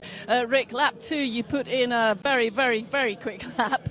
How satisfied are you that you were able to keep that lap? Because you came into the pit lane with something like 7 minutes to go. Were you very confident that that time wasn't going to be beaten? Well, not really that. We just want to save the tires, so we did more or less, I think, quite a safe lap, but it was a good lap. So, yeah, felt very happy about the lap. I thought it should be good enough, and Luke wants to have fresh tires as well, so that was the reason why I came in. Did Fabian manage those tires well for you? Yeah, he did very well. So he also did only one pushing lap, so that's our strategy for this weekend, and so far it's looking quite okay. I think we are just in the lead on average now, and Luke goes in right now, so let's see what happens. Yeah, still 15 minutes or so to go. He's just gone out there on track. How would you describe this circuit here in Mugello from a driver's perspective? How challenging is it? It's quite an intense circuit. You don't really have a lot of rest time, only on the main straight, but it's one of the most enjoyable circuits to drive. And especially now on the Michelin tires, we are almost 4 seconds quicker than last year, so also for the driver, it's a much more enjoyable, but also much more intense experience. Rick, for the moment, thank you so much. Thank you. Brilliant job there from Rick Breukers. So it wasn't just Rick's lap, it was Fabian. So this has been they're looking after Luke, who's going in for this critical Q3 session. Yeah, well, that's just really, really intelligent, and it's about small detail as well as speed and pace and how you handle your car. So Red Camel Jordan doing a very, very intelligent job. But which is the first car at the pit exit when we come to Q3? It's a Breukers in a Porsche. Yes, of course it is. It's not Rick, it's now Luke, but he's got the rubber that is required to see what sort of time he can do. Remember, the 3 qualifying sessions, 15 minutes each, aggregate across all 3 is what counts. And so focus, plenty of focus too from Ajith Kumar, the Indian actor, well, racer turned actor turned racer again, and great to see him out to enjoy himself, get some new circuits under his belt as well. This is a big moment for him. Of course, drove the GT4 Porsche at Dubai, was going to drive the Cup car, but made a last-minute decision to go for the GT4. Fires up the 992 GT3 Cup machine and ready to head out onto the track at Mugello. What a feeling. I mean, does it get a great deal better than that for a driver? I think, fairly open. It's about circuit building, but it's a circuit. If he's starting to feel he's getting on top of a 992 class car, this is a circuit that will really reward the best elements of the 911 format of car. And the fact he's got 10 class competitors, again, it gives him a good point, a good yardstick, a good something to measure his performance against and to enjoy himself. It's a fantastic circuit, 50 plus years of racing here, and it's always been special. It had periods where it wasn't in the limelight. Fantastic a few years ago during COVID when it was granted a Grand Prix, and people who didn't know of this circuit before, who only followed Formula One, suddenly were going, wow, what a beautiful circuit. Why did we not know this? Well, again, spread your net wider and you shall find. But so for people to come and race, and the whole point about the 24H series is racing on brilliant circuits, and here we are. That's what it's all about. That's what it's all about. Okay, this critical Q3 session. Do not be alarmed if you're joining on our pictures in Creventic Motorsports TV. There's smoke all over the start of the pit lane. That is actually the cars having an excessive amount of oil on board. It's better that, I suppose, than not quite enough. But that will blow off quite quickly for that. So the mechanics very efficient, almost too efficient, if you like, making sure everything, all the vital fluids are topped off. Off goes Ajith Kumar then for this qualifying 3. At the moment they sit in 4th on the aggregate, 2nd in the AM category. Nice little touch as Ajit went out, no doubt focusing on everything, was someone walking up the pit lane just waved him and gave him a thumb up. And that's from another team. I think it was one of the Porsche Baltic members. And again, an element of the 24H series is just how friendly everybody is. You're out to win, but you're also out to have, well, to win, to compete, but you're also out to have fun. And it's, a hugely important element. A lot of the drivers of the AM drivers are doing it as a backup to their business careers, and you don't come out to just spend money and not have fun. No, exactly. You've got to enjoy it, and that's what this series is focused towards. Okay, so drivers one out lap, and we saw that the performance can come straight away. There's not really a tyre warm-up phase as such as one lap's enough to get the tyre into the window where it will work. Track limits could well be a factor here. The difference between stepping over track limits and not could be the difference of who's on pole and who's not. It's getting darker and darker. We're looking through tinted windows, but we have talked about the possibility of a little rain. It wasn't forecast. We may yet get away with it. We had a tiny little flurry. Remember, we saw the Lotus out there with the windscreen wipers going in the first trio of qualifying sessions. Haven't seen any on the 992 Cup class cars, but it is getting darker out there. But track for now is dry. Best lap so far from any of these cars was Rick Breukers on his first flying lap, his only flying lap in qualifying 2, 1 minute 50.5 seconds. Let's see if anybody can improve on that. But remember, most of these drivers on tyres that are a little older than they might have liked now. The sweet spot's been taken away, but Fabian Dance was trying his best to manage them. Rick Breukers got the speed out of the car, the 909 from Red Camel's Jordan, but again, he saved tyre life by doing the out lap, the flying lap, the in lap, and that may just give Luke, his younger brother, a little bit more of an advantage than all the others around him. And now you can go for it. You don't need to worry about what the tyres are like after, so you can just keep going. Keep going. If there's performance in, keep going. So let's see what Luke Breukers can do here, but Julian Hanses will be taking the honours for the number 921 Milner Motorsport machine, and this is a proper battle royale here between those two teams. Julian Hanses, who's been on the podium in Porsche Carrera Cup Germany in the past. Now, if you can get on the podium in that championship, you know how to pedal a Porsche Cup car, because it's such a depth of competition. Most of the drivers who take part in the Mobil 1 Super Cup will likely do a Carrera Cup Germany program as well. That is where Porsche have developed junior drivers since the beginning of time, since the beginning of that championship. Yeah, not just the drivers, the teams as well. You see coming out of the early champions, people like Wolfgang Land, and then Land Motorsport running for decades since then, and it's such a well-supported series. But the fact that later in the year, all the drivers who race in the Porsche Cup Series around the world.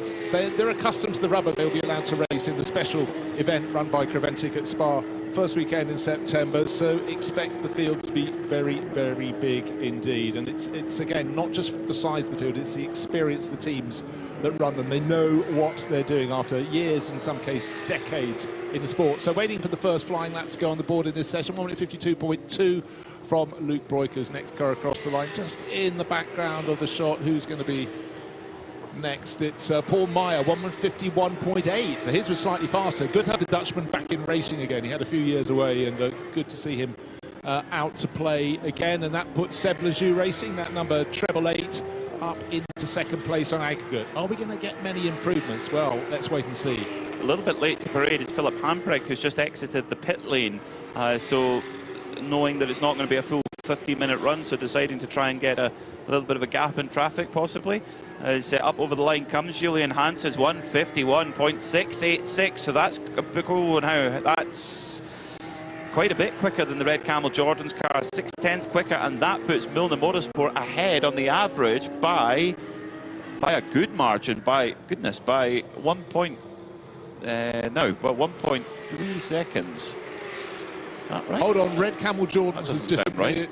Where's that gone? Red Camel Jordan, Luke Breukers is down in 7th place on aggregate. It's the lap time's been deleted. Taken away. It must have been, yeah, yes. That's thrown us off, isn't it? Yes.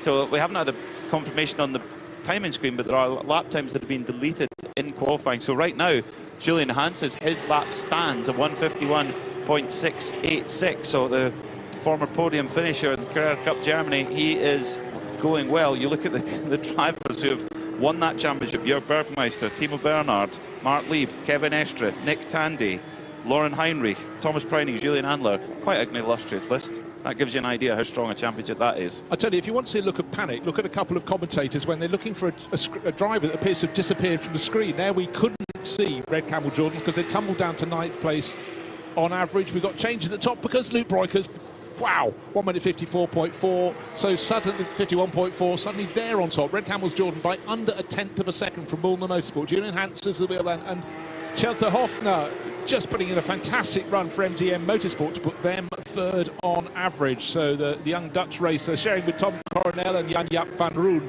earning his corn there. That's impressive. 1:51.4 for him. That's a very quick lap. Brilliant job from that young man. But in Sector 1, it's an absolute best for Luke Breukers. So Luke Breukers he's just getting into his rhythm now. He's getting quicker as this qualifying session is going on. Very interesting how that approach is different to his brother Rickard and indeed Fabian Dansby. They're out, 1 lap out, bang, fast lap in. A few of the drivers really having to push very, very deep into the corners now to get a bit of performance. Their tyre life possibly just edging off a little bit. Luke Breukers out over the curbs, climbing the hill, but there have been a few twitchy moments, and Luke got to almost show us all the sponsors on the side of his 909. Tailed out by about 10 degrees, but again, that was simply pushing as hard as he possibly could, trying to find where is the edge of the performance in those tyres. In the Bergmeister, the Berg Spider 909. Probably Bergmeister also sliding around. This looks like a strong lap here for Luke Breukers as he comes around the Correntiao corner and then up through Biondetti 1 and 2, totally flat through there in a 992 Cup car, 110 miles an hour going in, 130 miles an hour when you're coming out of it. Now out of the final corner, out of Buccini, trying to pull as much speed as possible. Up to the line then comes Luke Breukers. 1:51.491 was his best before. Does he improve? He does. 1:51.376, the best lap time so far in this session. On aggregate, that puts them 0.111 of a second clear of Milner Motorsport. What can Julian Hanses do? His lap is good, but not as yet as good as Luke Breukers. So sitting in second place for Milner Motorsport. Homeguard Motorsport, Patrick Steen Rasmussen, good there to put them up to 3rd overall, pushing Seb Lejeune Racing, the top AM crew, with Paul Meyer on board, back to 4th on aggregate. But Shelter Hoffner, who was fleetingly 3rd for MDM Motorsport, down to 5th. He just put in the fastest Sector 1 of anybody so far in this session. Hanses goes second quickest, 1:51.424. Now, what does that do to the averages? Oh my word, the averages, they are 24 thousandths of a second separated on average over those 3 sessions. Who is going to take this? One tiny improvement from either car will pinch pole position. Now, just remember the life that was saved of the tyres on the Red Camel Jordan. It might give him just that moment to squeak a bit more, but Julian Hansen's building up the pace. He's very quick in that first timing sector.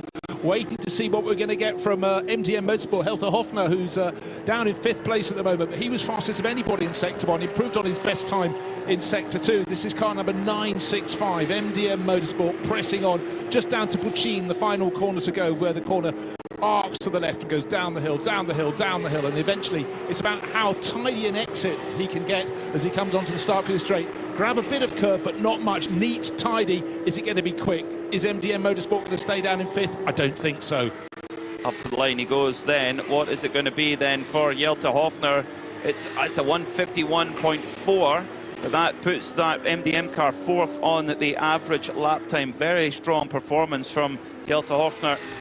They won the BMW Racing Cup Netherlands last year. Luke Breukers goes quickest again, 151.140 to the average. That puts them a 10th clear. The 10th clear, it was very good. That's and then suddenly Paul Meyer whacks in a 1 minute 51.1. That puts MDM back to 5th place, Seblesu up to 4th. It's chopping and changing, but the top 5 cars, they've all got drivers who've lapped in the 1 minute 51s. How's Ajith Kumar getting on at the moment? His best is a 2 minutes, his best is 1 minute 59.6 seconds. He's down in 8th place on aggregate. Remember, it's across the 3 qualifying sessions, but he's gaining experience, finding his form, keeping it neat, keeping it on tidy and on the island. That's the key right now. Yeah, you do not win the Omologato watches today. You win them on Sunday. So yeah, just get it to the end of this qualifying session. MDM Motorsport. Wow, this could be a huge lap from Jelte Hoffner. Well, welcome to 24-hour series. Jelte Hoffner. He's signed with Malucelli Motorsport for Carrera Cup Italia. Might go and put a shiny euro on him for that championship. What impressive speed on old tyres. His tyres, according to the RFID, he is on 15-lap old tyres. Yeah, but you know what's really impressive? I don't know a great deal about him. I know he started the year in the Porsche Sprint Challenge Southern Europe. You know that series, and so he's gaining experience. But oh, red flag! We're not going to know. Red flag. Oh, Jelte Hoffner was in the last sector, and he was 3/10 up on the fastest lap. We've got a red flag out on circuit. Don't know for which car. It's at turn 11. Right. That is, oh no, it is the MDM car. It's just spun coming out of turn 11. That's Savelli. Excuse me, Pelagio, excuse me. Yeah, it's Pelagio. You've gone through a right, turning left, and you can't fault him. He was trying, he was pushing, and could well have ended up with the fastest lap in the session. As it is, Paul Meyer has that by 0.02 of a second from the best of Luke Breukers, but Paul Meyer in this aggregate session, still in the top AM class car. I doubt with what's left on the clock, very little time at all. I think that is our lot for this session. It was the final fling, and Red Camel Jordan's top of the charts. They stayed there by, well, 1/10 of a second. Would we go back green with 4 minutes and 6 seconds? Oh, 4 minutes, I misread it. Sorry, yeah. Yes, perhaps. So I think if you're Luke Breukers, if you're Julian Hanses for those 2 leading cars, Red Camel Jordans and Milner Motorsport, I don't think you can afford to sit in your hands. You've got to go out and hope that there's some life left in the tyre, which, judging by the fact that Luke Breukers just set his best time on that last lap, there is some performance there. Right, let me just run you down the fastest time in this 3rd of the 3 qualifying sessions. Fastest lap so far, Paul Meyer, 1 minute 51.138 of a second. 0.02 of a second slower is Luke Breukers. Next in line is, let's go down to Philip Hamprecht, RPM Racing. That's the car he shares with Nicholas Jonsson and Tracy Krohn. That's 6 on aggregate, but he did a 1 minute 51.8386. Whisker faster than who's next. It'll be Julian Hanses, second overall, 1 minute 51.424. These are super. Oh, I've skipped past Jelte Hoffner, the driver who spun. He's 4th. Super close, and the top third of a second covers the top 5 runners in that session. That's super close. If this was the only qualifying session on its own, it would be exciting, but the fact that everybody's played a part in it and every part of the driver lineup has to contribute is so exciting. And this could go either way. I still think there is lap time left. What are you going to get? Are you going to get 2 flyers if you go flat out of pit lane? If you're first out of the pits, possibly. Just want to point out, the car that's 3rd on aggregate, the driver at the wheel at the moment, Patrick Steen Rasmussen, is a good second off the pace of the other drivers around him, but because they've been so good across the 3 sessions, that is why Holmgard Motorsport, with their Sonax livery, their red, white and grey car, is sitting third on aggregate. But he's got to just hope that nobody else chips away. Who's closest to them is about 0.15 of a second clear of Seb Lejeune Racing, and maybe that will be enough, except the driver at the wheel of that is Paul Meyer, who was the quickest in this session, so who knows? Totally, it's interesting that quite a few of the other crews have put their AM drivers in late when they've had that option open to them. So there's kind of 4 or 5 cars, Ajith Kumar Racing, HRT Performance, Scuderia Farron and Porsche Baltic, all putting in their non-professional driver late on in this qualifying sequence. Interestingly, so the session will be resumed, time to be confirmed when we will go back to the session. Okay, so there's 4 minutes and 6 seconds left on the clock. I think this time, if you really get on with it, you can just get 2 flyers in. Yeah, not everybody's going to do it. Ajith Kumar has decided that he doesn't feel like going back out. To actually gain a position on qualifying, Ajith Kumar would have to find, about 2.5 seconds, just under 2 and a bit seconds. So no point in doing that. So he's got the job done. Their car is sitting 8th of the 11 in the 992 Cup class, or alternatively 4th in the 992 AM class. So for Ajith Kumar, he'll have time to digest and think about the 2 days of racing ahead. We'll go from qualifying to 7 hours of racing on the Saturday here at Mugello, followed by 5 on the Sunday. Looking cool, calm and collected. Ajith Kumar is just the epitome of cool, isn't he? Just the epitome of a movie star. Hjelte Hofner has got that 965 MDM car going. Now, will he be allowed to rejoin? I'm not quite sure of that regulation, actually, I must be honest. Hopefully he can, because he was flying. He really was flying on that lap. He was trending up on the fastest lap time of the session by 3/10 and maybe just pushed over it. That's a really tricky section. Scarperia, you're coming in there 125 miles an hour, apexing at 60 miles an hour, and then building speed up to 80 through Palacio, and it's easy. I think maybe just got up on the curb and maybe got the car around a little bit, but let's see. Session will resume in just over a minute's time, so we will get a dash for the cash here. Is it going to be Red Camel Jordans? Is it going to be Milner Motorsport? Those are the 2 teams where their average is competitive to go for pole position. So 151.171 average for Red Camel Jordans, and just 0.102 of a second behind that on average is Milner Motorsport. This is a shootout. Yeah, no, entirely, because the 3rd car in the ranking, Holmgard Motorsport, Patrick Rasmussen, that car in 3rd place is about a second further back, so he's not going to be able to chop and change that enough and reduce it. So into the pit lane comes Hjelte Hofner, the driver who dropped it. No damage done, except it did stop the session with 4 and a bit minutes remaining. So it's going to be quick fire between Red Camel Jordan and Milner Motorsport. Of course, they're in the pits at the moment. They'll be waiting to get back out, and the clock will start running again very, very soon. And while we just have this little gap, if you don't mind, gentlemen, Ajith Kumar has just jumped out of the 901. Ajith, you're not going back out for the rest of this session. It's about to be restarted. We're done with qualifying, so we're looking forward to the race tomorrow. How are you anyway? Let's start at the beginning. How are you? Great to see you back here in the 24 Hours series. How are you doing? Doing well, thank you so much, and good to see you all again. It's always a pleasure coming back to the circuits. So you've had some time behind the wheel. You were out in practice and obviously out for this second part of qualifying session for the 992 class. How did you find it? Well, first of all, I think Mugello circuit, it's an amazing circuit. I mean, from both driver's perspective and from the spectator's perspective, it's a beautiful circuit. And yeah, it's been good so far. And the good thing about the Creventic series, you get so much of seat time, so much of track time, which I think for drivers like me coming in, into the sport, I mean, at least the endurance series, it really helps us, give us more experience, more seat time. And what are you learning every time you get behind the wheel? Everything. First of all, the car. I'm used to driving single-seaters, so the first time, in a Porsche 992.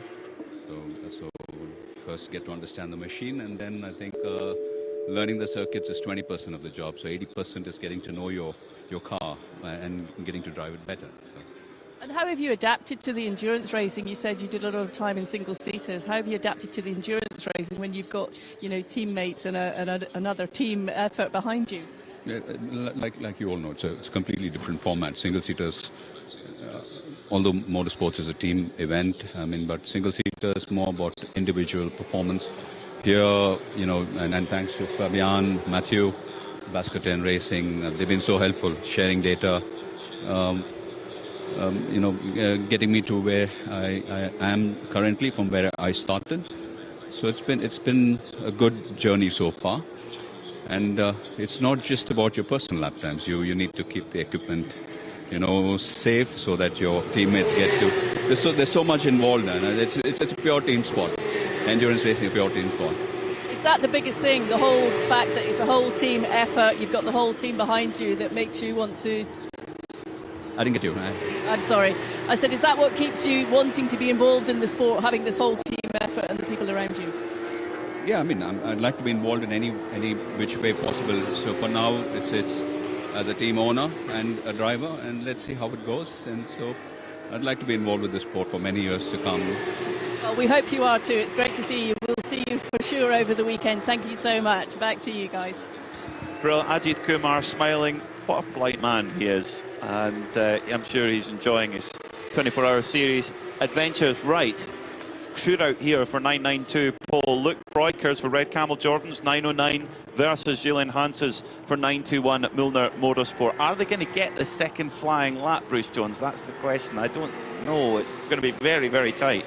Well, three of them will definitely not, because they haven't gone out on the track. Paul Meyer, who's sitting fourth overall for Seblejoux Racing, hasn't left the pits. RPM Racing, Philippe Hamprecht and Ajith Kumar, who we heard from. And one of the last cars out of the pit was the driver who stopped that session, Kjeld de Hoffner, MDM Motorsport. He's good for fifth at the moment, but if he hadn't scuffed that lap, he could have put his car probably up, certainly to third place on aggregate, but he's out there to try all over again. But Red Camel Jordan, they're sitting on that margin, remember, on aggregate, just a tenth of a second, or to be accurate, 0.102 of a second over Milner Motorsport, and Luke Breukers' job is to make sure they retain that position, but the clock continues to count down, 25 seconds to go, so we should be able to get the Red Camel Jordan car across the start-finish line onto a further lap, but for some of the cars behind, it ain't going to happen. And the Milner car is going to get another lap as well, which is just up the road from Luke Breukers in the Red Camel Jordan. Over the line goes the 921 of Julian Hanses, and indeed Luke Breukers makes it over for another lap. The home guard car, is it going to make it over? Is it going to see the checkered flag? Oh, it's so tight. We couldn't see, it was in the dip. The checkered flag is now displayed. I think just got onto that lap. So for people like Kjeld de Hoffner, didn't get out in time to do anything to improve, having dropped, but 902 pressing on Patrick Steen Rasmussen. Remember, the car in third place, his car is about a second down on aggregate, so he's not going to have a superhuman effort. It would be a superhuman effort to topple either Red Camel Jordans or Milner Motorsport. It's between them for class pole. It's no improvement in Sector 1 for either Luke Breukers or Julian Hanses, neither indeed for the Home Guard Motorsport car of Patrick Steen Rasmussen. I just wonder, maybe have the tyres given all they're going to give, and a little mistake there coming out of the chicane for Patrick Steen Rasmussen. That's the lap time gone for him, but this would take a Herculean effort from either Breukers or Hanses to change the order of things. But of course, Breukers, his crew, are in the luxurious position of being on top going into this little mini shootout, if you like. Yeah, 4 cars managed to get onto the final flying lap, 3 didn't come out, and 5 have already finished. So Kjeld de Hoffner, the driver who was fifth, remains fifth. The checkered flag, he has been greeted by that. Ebby Motors down in 7th. Also, they've done their best. Victor Titarenko, HRT Performance, in 9th. He's finished as well. Pedro Miguel Lourinho, the Scuderia Faleon, the Spanish team, also has finished in 10th overall. And Porsche Baltic, Audrius Pictis, down 11th, bringing up the rear in the 992 class. But what's happening at the front? The lap times are way off. Luke Breukers' middle sector is seconds away from his very best. He's backed it off down to the final corner, that long left-hander, and he'll be reporting to the pit lane. And I'm sure Diana Binks will be waiting patiently with the microphone to get a word with Luke Breukers, because him, his brother Rick, and Fabian Dance have done a fantastic job there in qualifying. The qualifying one time for Fabian Dance, a 151.806. Rick Breukers, 150.567, and then a 151.140 for Luke Breukers. That is good enough to put Red Camel Jordans on pole position in the 992 category for tomorrow's Michelin 12 Hours of Mugello. In the AM class, it's Seb Lejeune Racing, the 888, that will be on pole position. Great job from Paul Meyer, who was actually the quickest driver in that Q3 session. Unfortunately, a little mistake for Home Guard Motorsport from Patrick Steen Rasmussen. Nearly ended up in the gravel, but great car control there from the Danish driver. And they will start on row 2, on the inside of row 2. Great job from the Danish squad. They used to run a TCR car. They ran a Seat Leon Competition, but have run the Porsche the last year or so. They're a really, really well turned out outfit. You go past their truck and their pit, you go, that is a factory looking setup that they've got there. Well, 992 is always a hugely exciting category. It's, in a strange way, it's almost a little bit like LMP2, where everyone has the same kit. It's all about what the drivers do with it and what the team do with it, and the preparation and the little details. And that is why both of those categories have shone over the past 20 years or so. And again, but the cars do look fantastic. But bragging rights to Red Camel Jordans by the smallest of margin, just a 1/10 of a second. It was tiny, but they did the job. So let's go through the full order then for qualifying for the 992 class. So it's pole position then for Luke Breukers, Rick Breukers and Fabian Dance. 151.171 average time with the 921 Milner Motorsport car in second. Home Guard will start from third, and the top AM class car is the 888 of Seb Lejeune Racing. A great average, 152.444 for them in the AM class. 965 MDM Motorsport, we're going to have to watch that car. Great job from Tom Coronel, a driver who we know very, very well. Hjelte Hofner, well, what an arrival that is to the series from him, with some great pace there in that third qualifying session. RPM Racing, always a threat in the AM class. They're going to start second in class with Tracy Krohn, Nick Jonsson and Philip Hamprecht. Their average only half a second off pole, so they're not too far away at all. Ebby Motors will start 7th.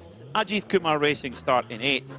The 928 HRT car will start 9th, and Farron Motorsport in 949. They round out the top 10 with a personal best on the last lap for Pedro Miguel Lourinho. Well, Bruce, it's that 992 session was certainly heart-raising at certain points. And let's speak to the person who's probably had their heart rate raised the most, Luke Breukers, who's with Diana Brinks. I've caught Luke. He just had to go into the scrutineering area here, so you had to run down from the garage to get him. But look, you had the pace from the off during that disrupted qualifying session. Were you ever concerned that they were going to catch you? I wasn't sure, so I thought I might give it a go again. And luckily it didn't happen. I just didn't improve, but it was a very fun qualifying. And my teammates Rick and Fabian did an amazing job. So now we got pole here in Tuscany, so we're all happy. Yeah, it was perfectly executed, it seems. Yes, yeah, we got the strategy with not going too long in the first 2 sessions to save the tires. Worked out for us, so yeah. How enjoyable is it when it comes together like that and you find you've got the pace in the car and it's just flowing for you? Yeah, it's very satisfying, especially after the private test we have had. Some of the studs broke off of the car, so the boys had to repair it very quickly. Everything went in time, the team works smoothly, so when you've had that sort of issue, then doing a qualifying without any issue is very nice. What were the conditions like on the track now? We've had several different classes out there, and it's obviously evolving as the evening, or afternoon, should I say. It's not evening yet. Afternoon goes on. I think the track is very quick. The temperature of the tarmac seems very nice. So there was a lot of grip out there, and we had tons of fun. Okay, well, congratulations on that class pole. Thank you so much. Red Camel Jordans then on pole in 992. And it's not that quick, sharp fire qualifying. It's a proper average of those 3 qualifying sessions. But when it comes down to it, it's down that 1 lap, and that's what the strategy there from Red Camel Jordans, Bruce, to go for outlap, bang, and then in. 100%, but you know what? It actually echoes the format of endurance racing. A lot of qualifying is just qualifying, then you go for long endurance runs. But here, it's about like the race. You have to get all 3 drivers delivering to their maximum, and that's where they came ahead. But they had to think about it. It wasn't just go out and set your fastest lap. It was save the tyre life, make it work. And as we heard from Luke Breukers there, track conditions absolutely perfect. It's been a very grey day here, but it is actually beginning to brighten up a little bit. We thought we'd have rather better weather, but the important thing for the GT3 runners, 15 of those due to go out to play to conclude our qualifying sessions here on the Friday. Track conditions are fabulous. So let's see, that's going to be super, super close. We've got a mixture of amazing cars to show you, but let's take a look at the highlights of the 992 qualifying sessions.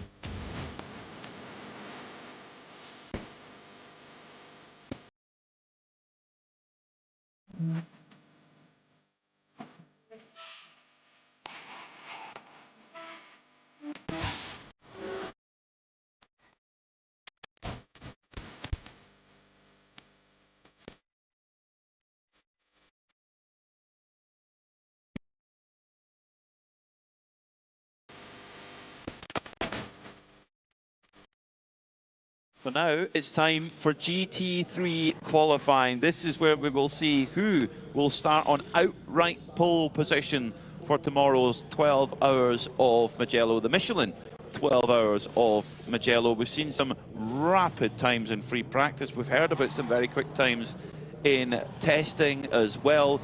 Last year, the race lap record was a 147.806 set by David Fiminelli in the old Ferrari, the 488 GT3, not the 296. I suspect in this qualifying session, Bruce Jones, we're going to see that eclipsed by a decent margin. Well, this is the most highly contested qualifying session of the three sets of three qualifying sessions, if you will. 15 runners coming out to play, 6 manufacturers we can offer you: Ferrari, Mercedes, Lamborghini, Audi, Porsche, and a lone Aston Martin from E2P Racing.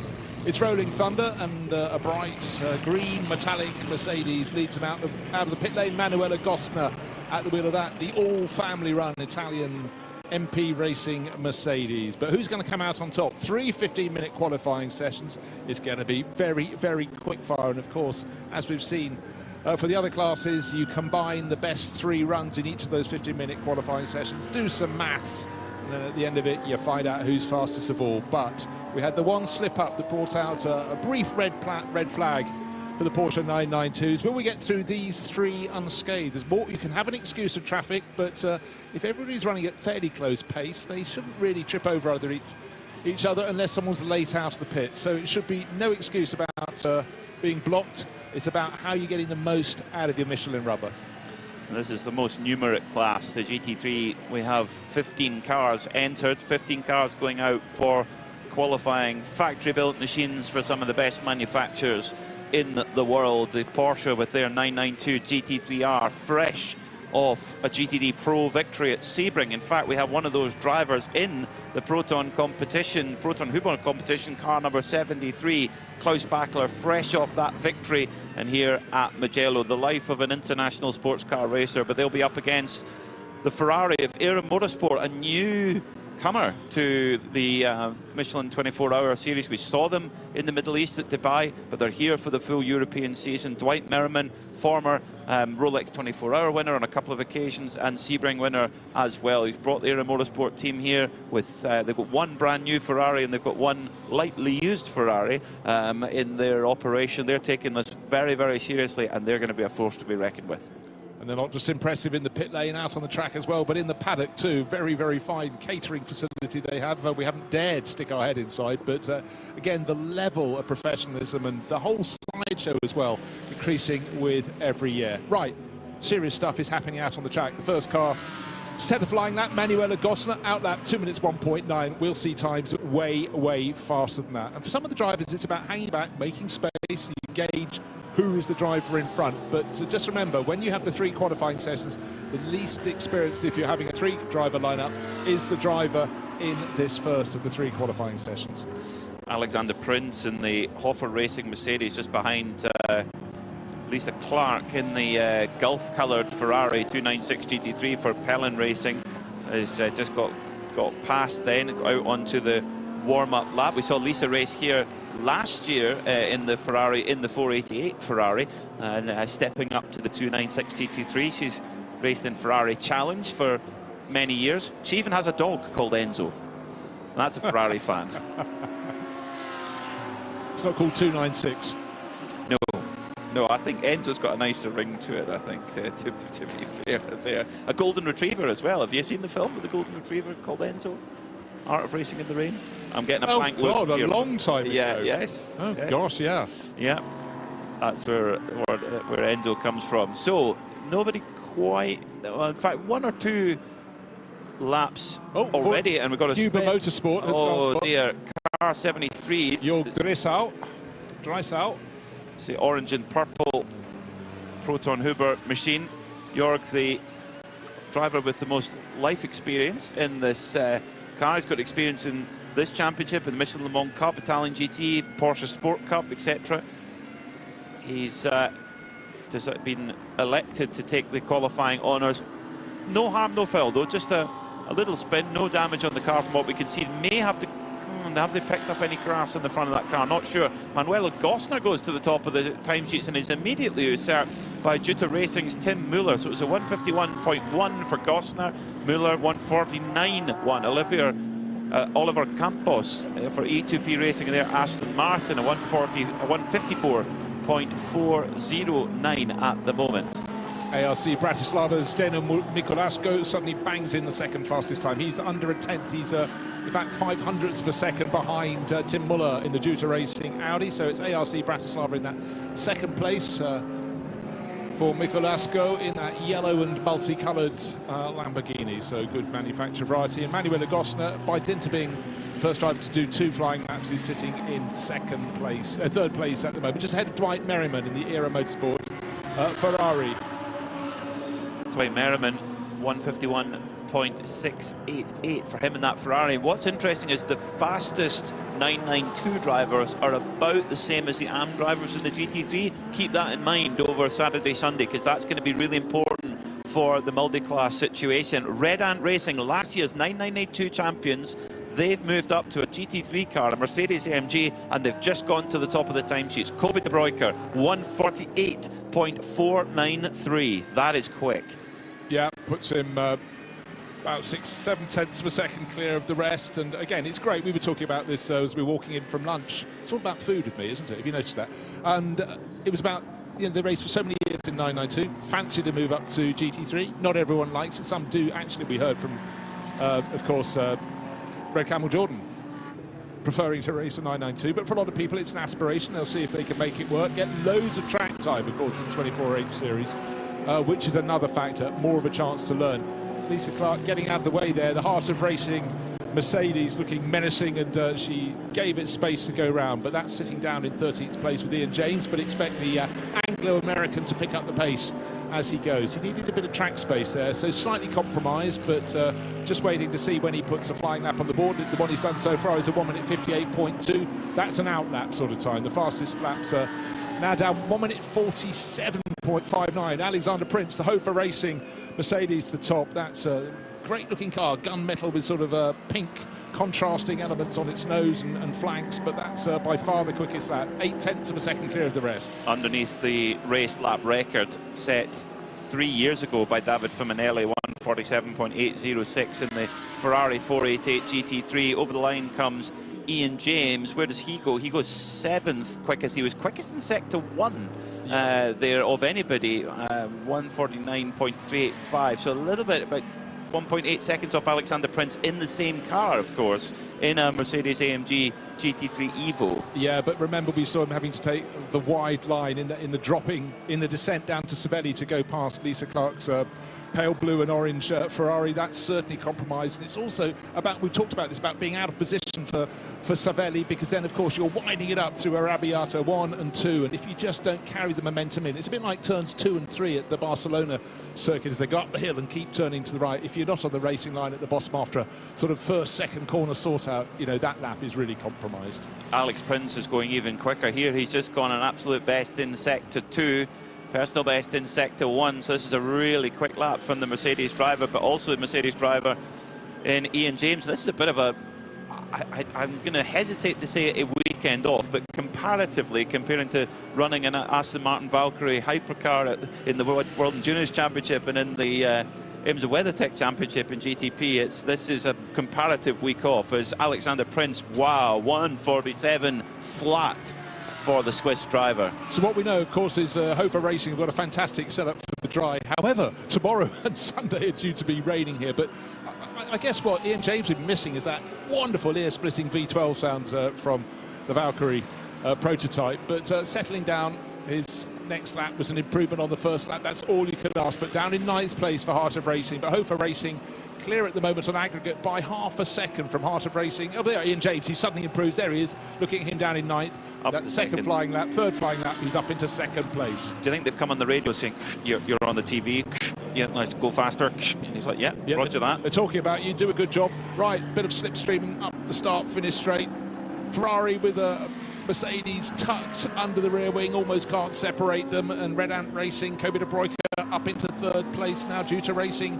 Tim Muller, he was fleetingly at the top of the charts, but he's down the order. But the red Pellin Racing Ferrari, Haugen, American racer, right across the nose of one of the Mercedes into the first corner. The Mercedes driver's gone, you know what, I can't get past you, I'm going to back off and make myself space. You've only got 15 minutes to play in these qualifying sessions, and so don't spend a lap trying to get another driver out of the way. Drop back, you've got the space, you've got the time, and then you can build up to pace. We'll see where it picks up from there. And it was number 93 that was being obstructed. Sorry, I beg your pardon. Yes, it is. Yeah, it was the Red Ant car got stuck behind the Pellin Racing 23 of Terje Haugen. But I tell you what, Alexander Prince is going even quicker here. That family outing, driving with his wife Chantal, 146.948. That is very close to the time we saw from Ryan Dalziel in practice, 146.8. So that's remarkable. I mean, Ryan Dalziel's a full professional driver. Exactly. That's really impressive. What was so impressive, he did a very good lap.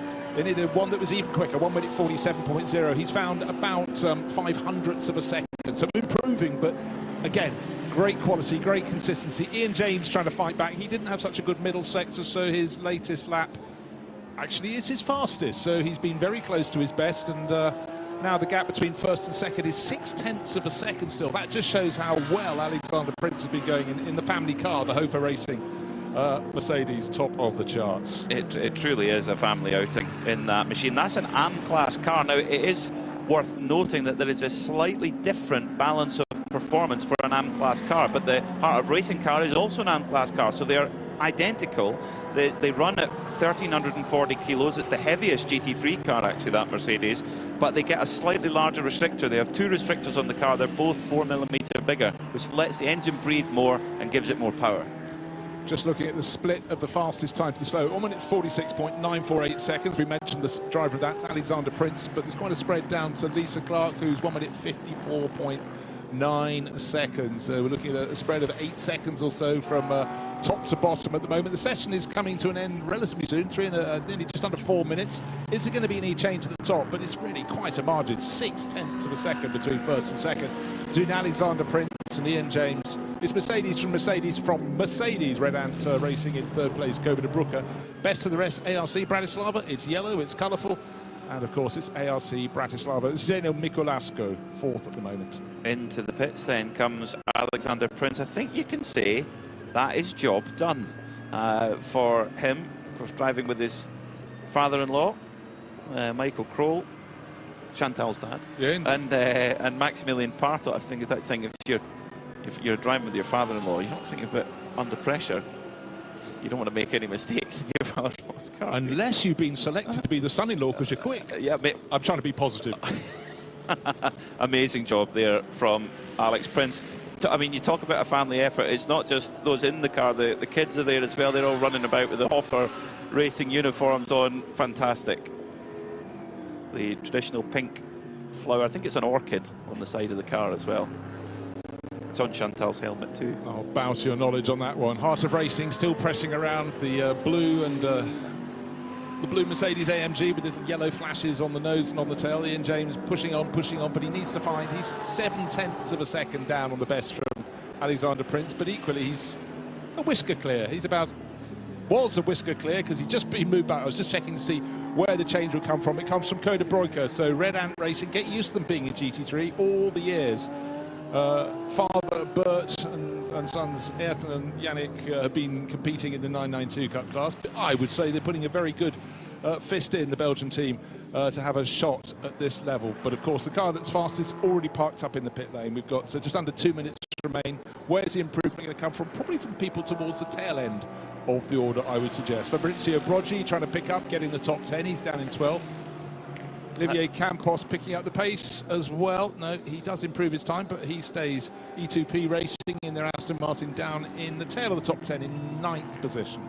But only 1.6 seconds between the top 9, which for the ARM-graded drivers, that's quite a tight dispersion, I would say, for those top 9 to all be within that band of lap time. That band of lap time will get narrower as the professional drivers get in, but at the moment, pole position provisionally is covered by 9/100ths of a second between Alexander Prince and Kobe De Bruyker. Now, it must be noted that Kobe De Bruyker, the car that he's in, is running to the regular balance of performance.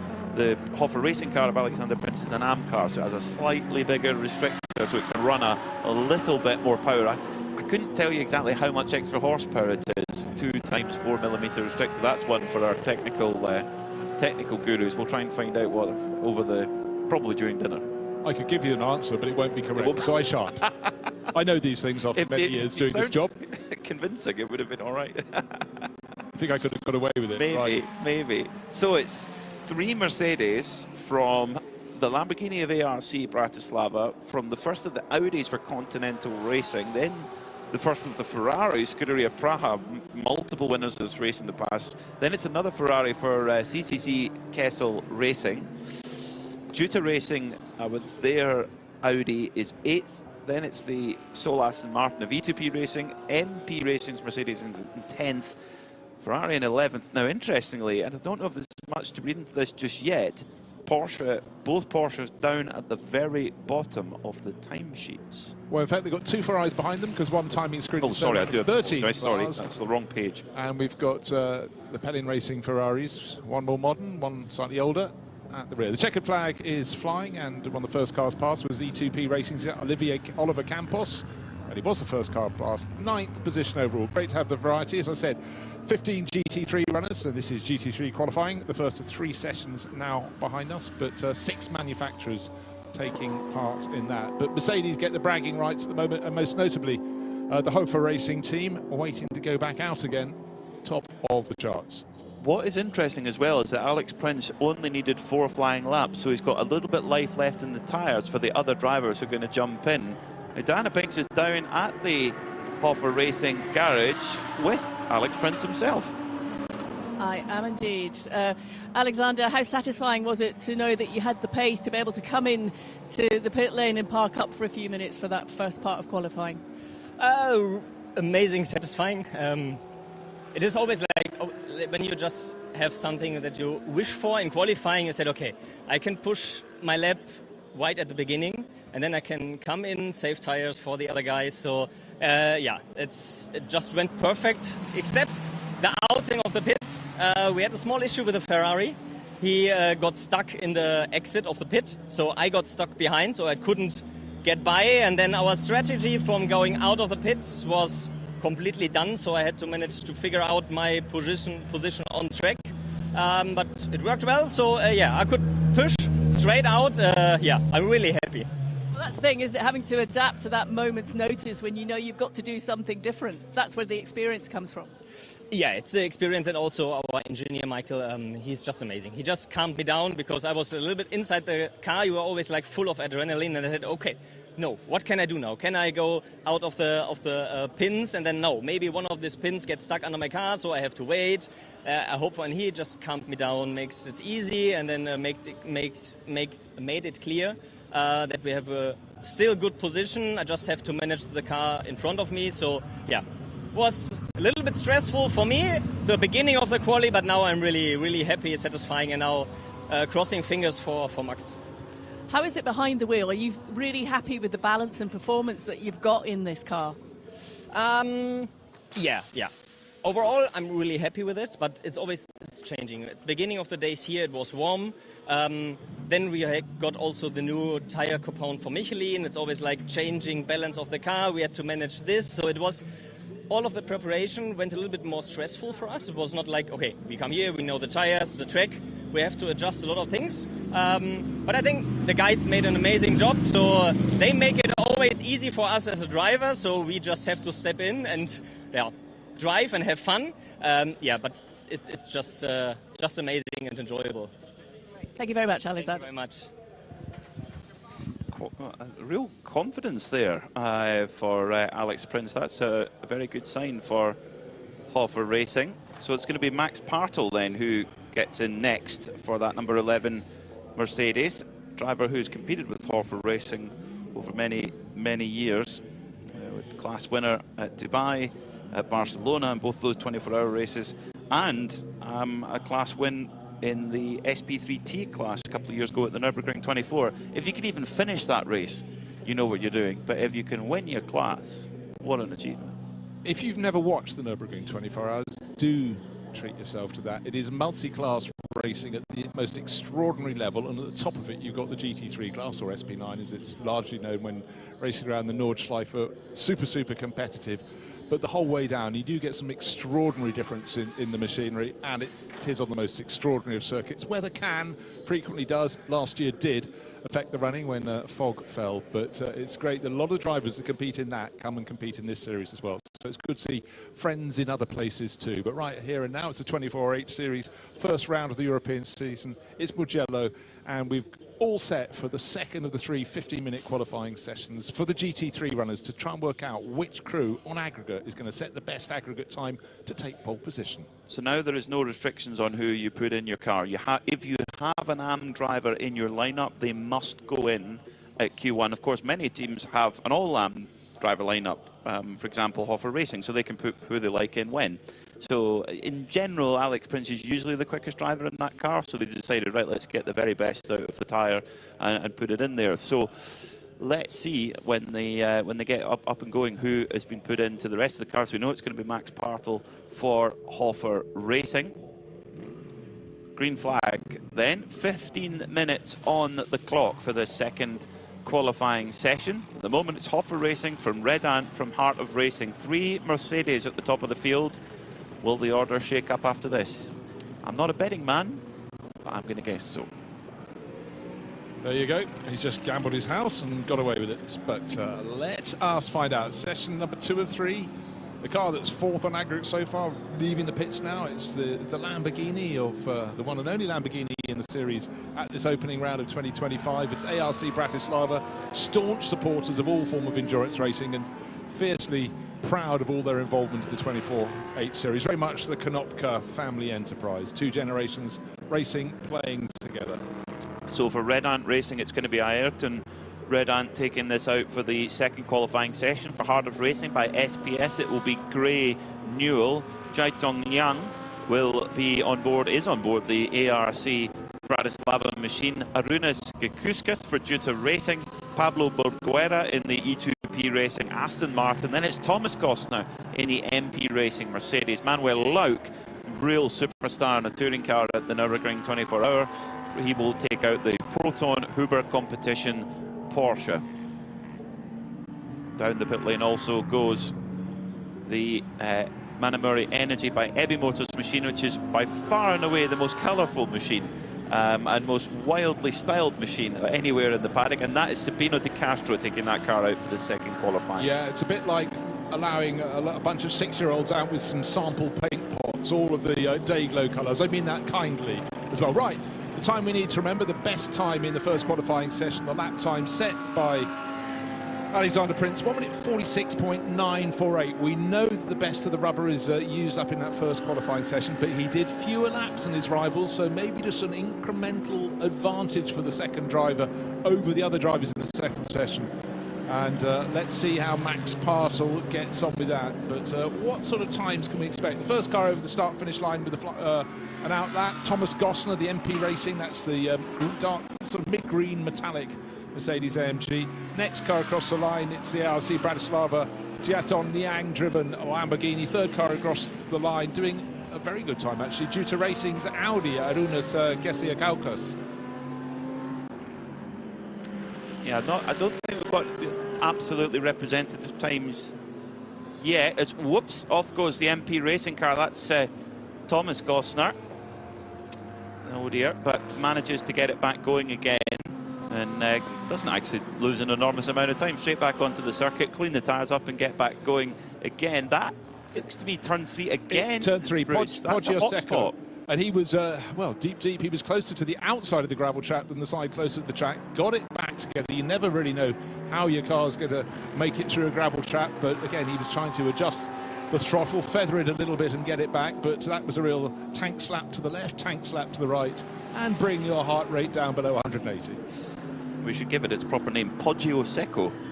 I did throw that in. That was a bit Poggio after all that pasta last night. It was, exactly. Me after my 3 breakfasts. I only had 2 people. Absolute best sector time for Ayrton Redon, so we should see a quick time there for the Belgian driver in car number 93 in their new Mercedes AMG GT3 Evo, stepping up from the 992 car, which they pretty much, could you say they dominated 992 last year? They certainly were the champions, so that's all you need to do. And right now we should actually also see we've got absolute best sector 2 time for Paolo Roberti. Now, interestingly, the car number 29 has sent Lisa Clark out again. Either that or the driver hasn't flicked the switch, but one person has tweaked the steering wheel. The very car you're mentioning, I believe that was your fault. The blue and pale blue and orange Ferrari snapping one way, snapping the other, and somehow, just somehow, staying on the black stuff.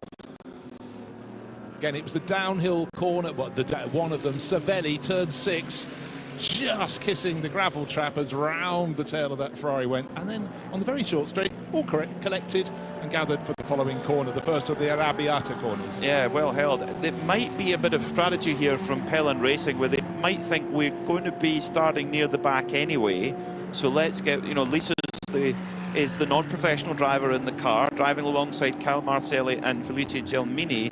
Maybe the idea is to get Lisa's more track time, more seat time. That can be of more value than 2 or 3 spots on the grid. Yeah, I think so. I mean, Felice is a semi-pro, Carl Marcelli's a pro, and Lisa is the AM. So, car pointing in the right direction. She's actually relatively close to her best time in the first section. So, yeah, actually gaining. The tyres going off a little bit, gone off a little bit more after that rotation. But I think it's driver ID, actually, because that car's just on a 150.559. Ah, okay. And that would be a big improvement. Yeah. So it could just be a driver ID thing as well. So what do we know? 148.759, Redon Racing. Ayrton Redon, 148.913 for Gray Newell. Great time from Gray there. 149 flat for Arunas Girguskas as Vasily Vladikin comes through Continental Racing. 148 flat for him, goes second on the aggregates, and it's Paolo Roberti for Pelin Racing 23, 147.520. Yeah, that actually moved it up to 5th on aggregate. Due to Racing had just pushed them back down to 6th, but that's a big jump forward for the number 23 entry from Pelin Racing. And the 29 entry, which was Lisa Clark in Q1, Felicia Gelmini has moved the driver switch now. So it's Felicia Gelmini who's aboard that car. So that makes a bit more sense now. It does, but also he'll be relieved that the name on the screen, on the graphic, when the car went round wasn't his, even though it was him at the wheel, of course. But we noticed Felicia. The 81 Air Motorsport Ferrari over the line. Jake Hill, British Touring Car Champion last year at 146.621. Wow. That's 2/10 quicker than we saw them go in practice. Wow, this is early steps of Jake Hill's GT3 driving career, and well, shows you if you're quick in a touring car, you can be quick in anything. When you watch Jake, and I watch him do a lot of historic racing at events at Goodwood, he hops in, he's bang on the pace straight away, but you know, it's just inculcated to him. He understands the nature of the cars. His father Simon has been briefing him since he would listen from the age of about 18 months, and but he's quick, but he's just got this ability to get in and get on. Paolo Roberti continues to press, but the times have improved so much that Paolo was 5th a moment ago. He's down to 9th. Felice Gelmini has just gone 7/10 quicker than anyone, 145.968. clever. He was warming up the tyres by spinning. I see. I think they're all going to try that now. If it works, do it.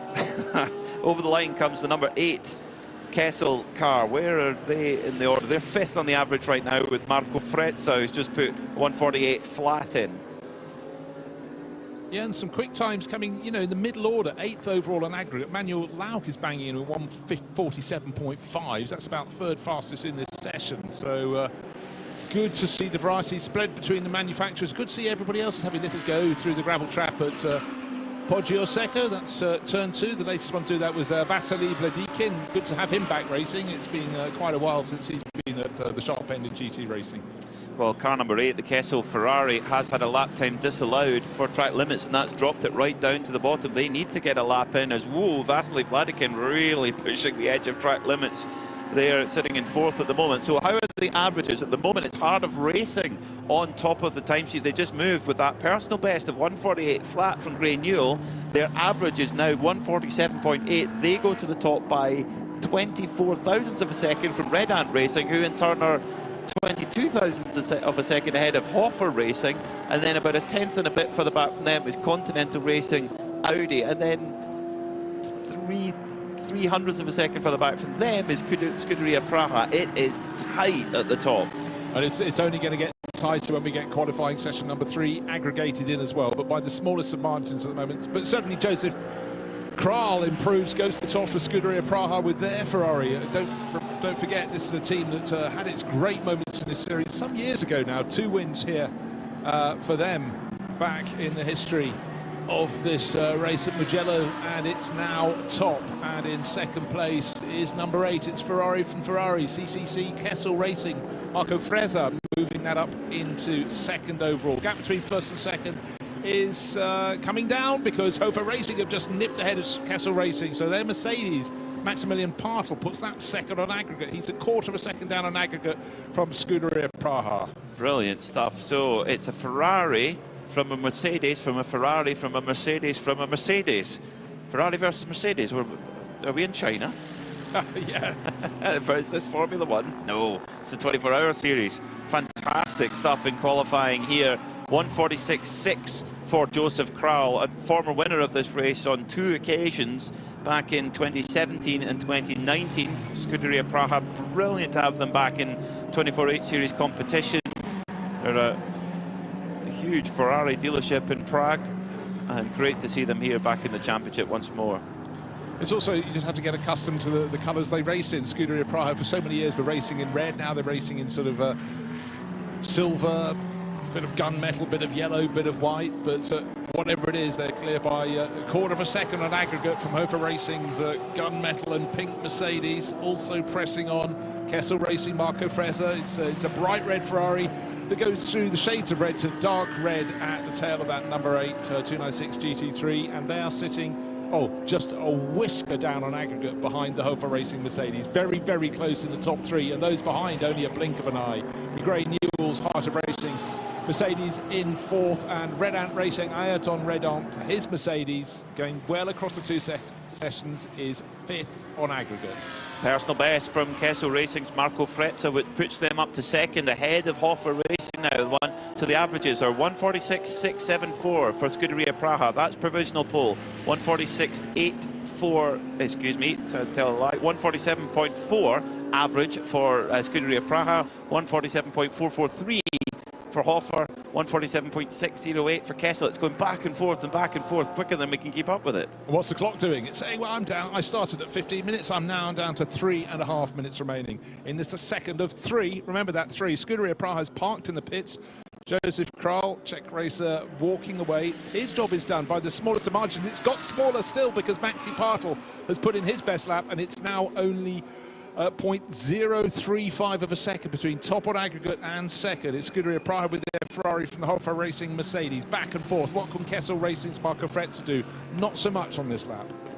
Brilliant stuff from Joseph Kral, a guy that back in 2012 raced in the GP2 Championship, what we now know as F2. He beat Max Chilton, James Collado, Felipe Nasr, Brendan Hartley. He knows how to pedal, for sure. Absolutely. Brilliant stuff, though. I mean, you got different teams, different lineups, all putting in personal bests all the time. The level, it's like everyone's just come out this afternoon and just throwing down everything they've got here to get this pole position. Hoffer Racing, remember they're an all-AM crew, and they're still improving as Max Bartel here needs to find only a slither of time on his own, and he can put Hoffer Racing back up onto provisional pole here. This is important now as he comes absolutely flat out through the chicane of Biondetti 1 and 2. It's totally flat to the floor there, into the final corner. Piccini, critical corner to carry as much speed as you can onto the straight and up to the line, using all of the curbing on the outside. Is this going to be an improvement, and is this going to change the order up to the line? It's a long drag to the line. It is. It's a personal best from Max Bartel, 1:47.652, and that puts Hoffer Racing to the top of the shop by just over 1/10 of a second. Wow.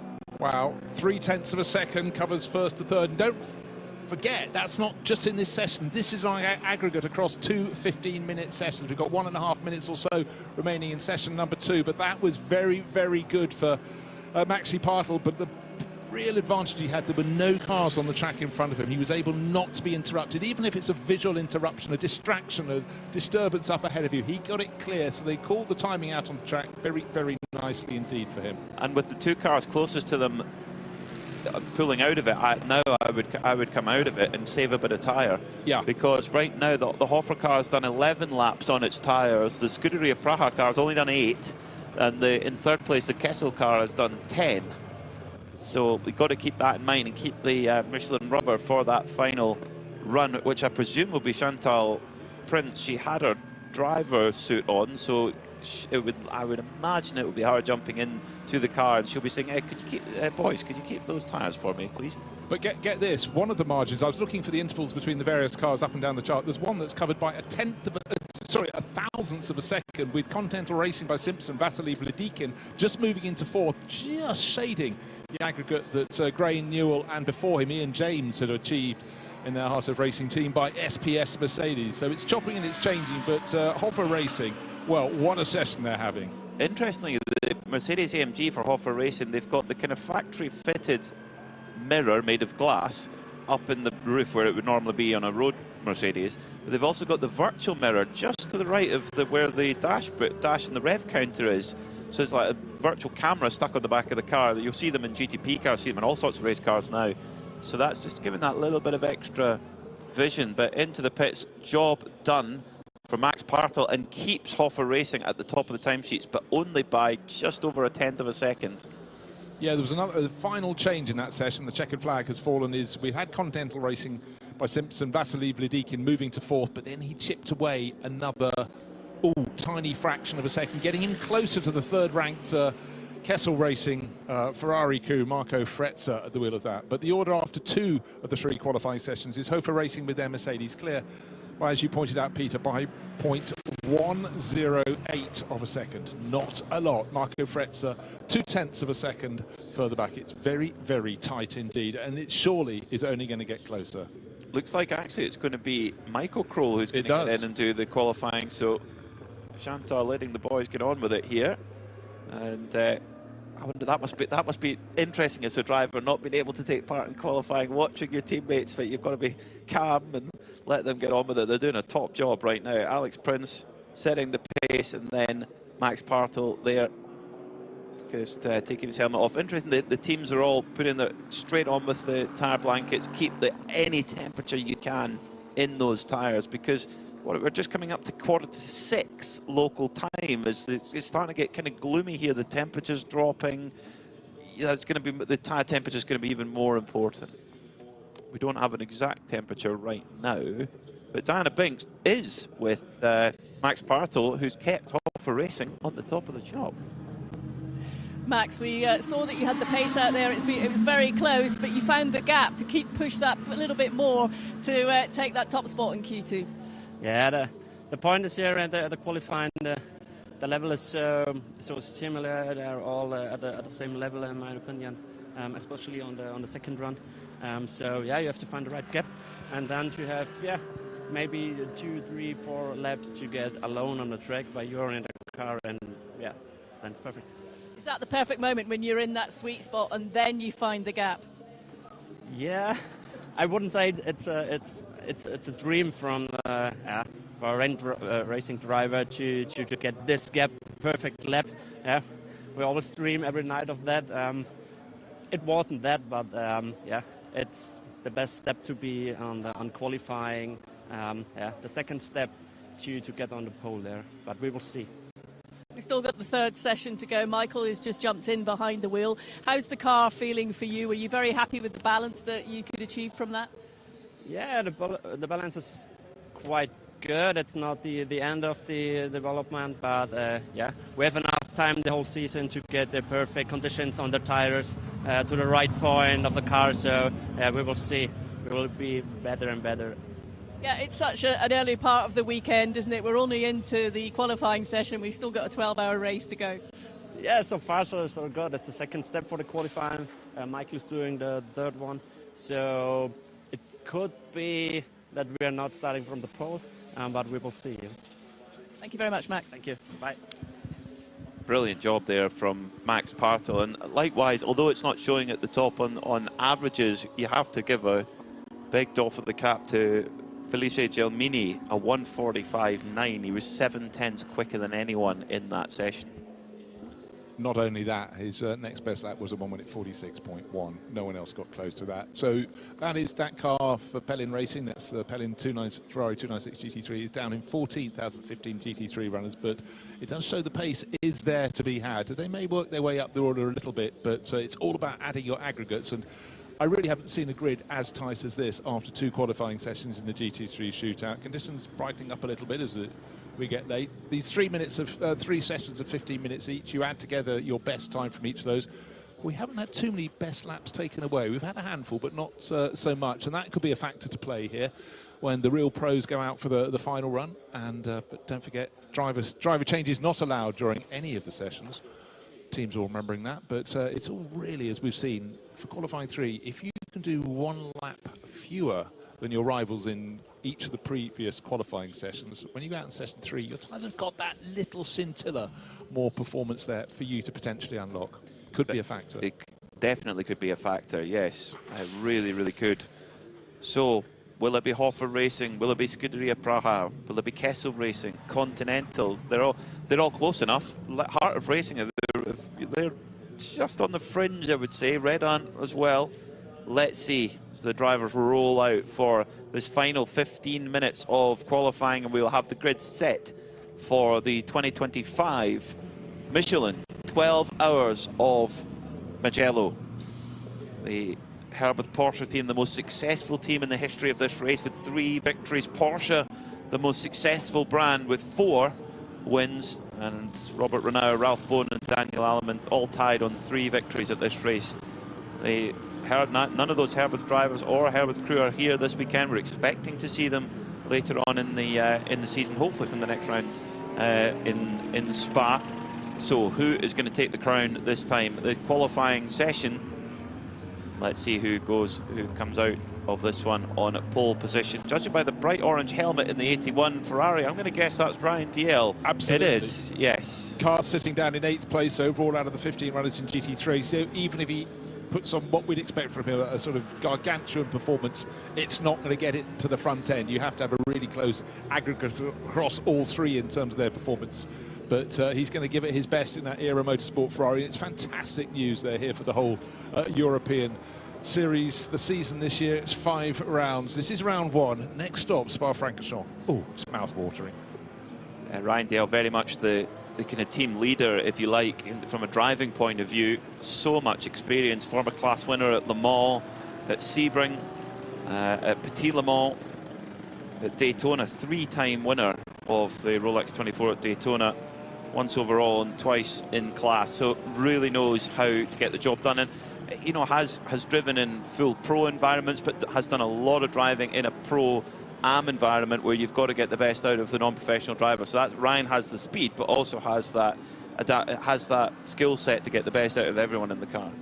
Interesting, a few new faces. Heart of Racing with their Mercedes. We've seen it near the front end. It's starting this session in 5th. Hannah Grisham, young American racer, She just, I know it's just out of the pit, she just banged in the fastest time in this session so far. However, it's flying laps, not flying sectors that count, but great to see some more faces from the States coming over to play, and you know, young in her career as she works her way forward, young in age, born in 2000. So yeah, that was the big moment for me when drivers started being born in the 21st century. Now we've got some deep into the 21st century. And that's what the Heart of Racing team have done over the years. They've given opportunities to young drivers and stuck with them through their development. And you look at the fruit that that's bearing now. Drivers like Alex Riberas, Roman D'Angelo is probably the best example. He was a teenager when he joined the team, and he's now driving their Le Mans hypercar. Yeah, it just gives you an idea. If you back young drivers and stick with them, they'll pay you back in time with results. So on to these flying laps then. Who has got the pace to take this pole position? Is the difference in drivers here, is it going to make a big outcome? You know, Proton Hooper competition coming into this session, they're down in 11th with an average 1.5 seconds off the best, but they've put GTD Pro winner at Sebring last weekend, Klaus Bachler, in the car. So that car, I would imagine it will climb the order. It will a bit. They had a little bit of a problem there with Jörg Dreisau going for a rotation. Didn't help his session. But how's Hofer Racing going to go with Michael Kroll, father of Chantal, out on the track at the moment? Can he keep them at the top of the tables? Will Miroslav Weibo, who's the closest for Scuderia Praha in terms of aggregate, or will Castle Racing, or who else is going to climb up the order? But really very, very tight at the top. Michael Kroll has to keep it neat and tidy. Just remember, he's got a little bit more tyre life when he started Q3 than some of his rivals. That may just be enough to keep them at the sharp end, but for an all-am crew, that's a big, big ask, because the pros are a-coming. So yeah, 13 laps on the tyres so far for Hofer Racing, 10 for Scuderia Praha, 11 for Kessel Racing. This is in order of how they sit right now. 19 laps on the Continental Audi, that could hurt.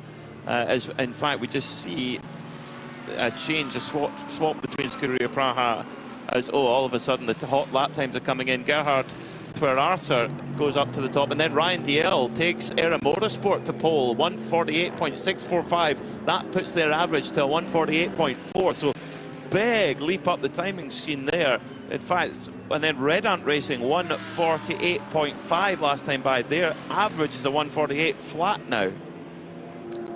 Wow, how the orders have changed. I know we're still waiting for a few flying laps coming in. What can Michael Kroll do for Hofer Racing? They started this as outright fastest. They're down to 9th on aggregate. Sorry, it's moved even as I looked at it. MP Racing are now 9th on aggregate. David Gosner at the wheel. Heart of Racing, Hannah Grisham, I said look out for her.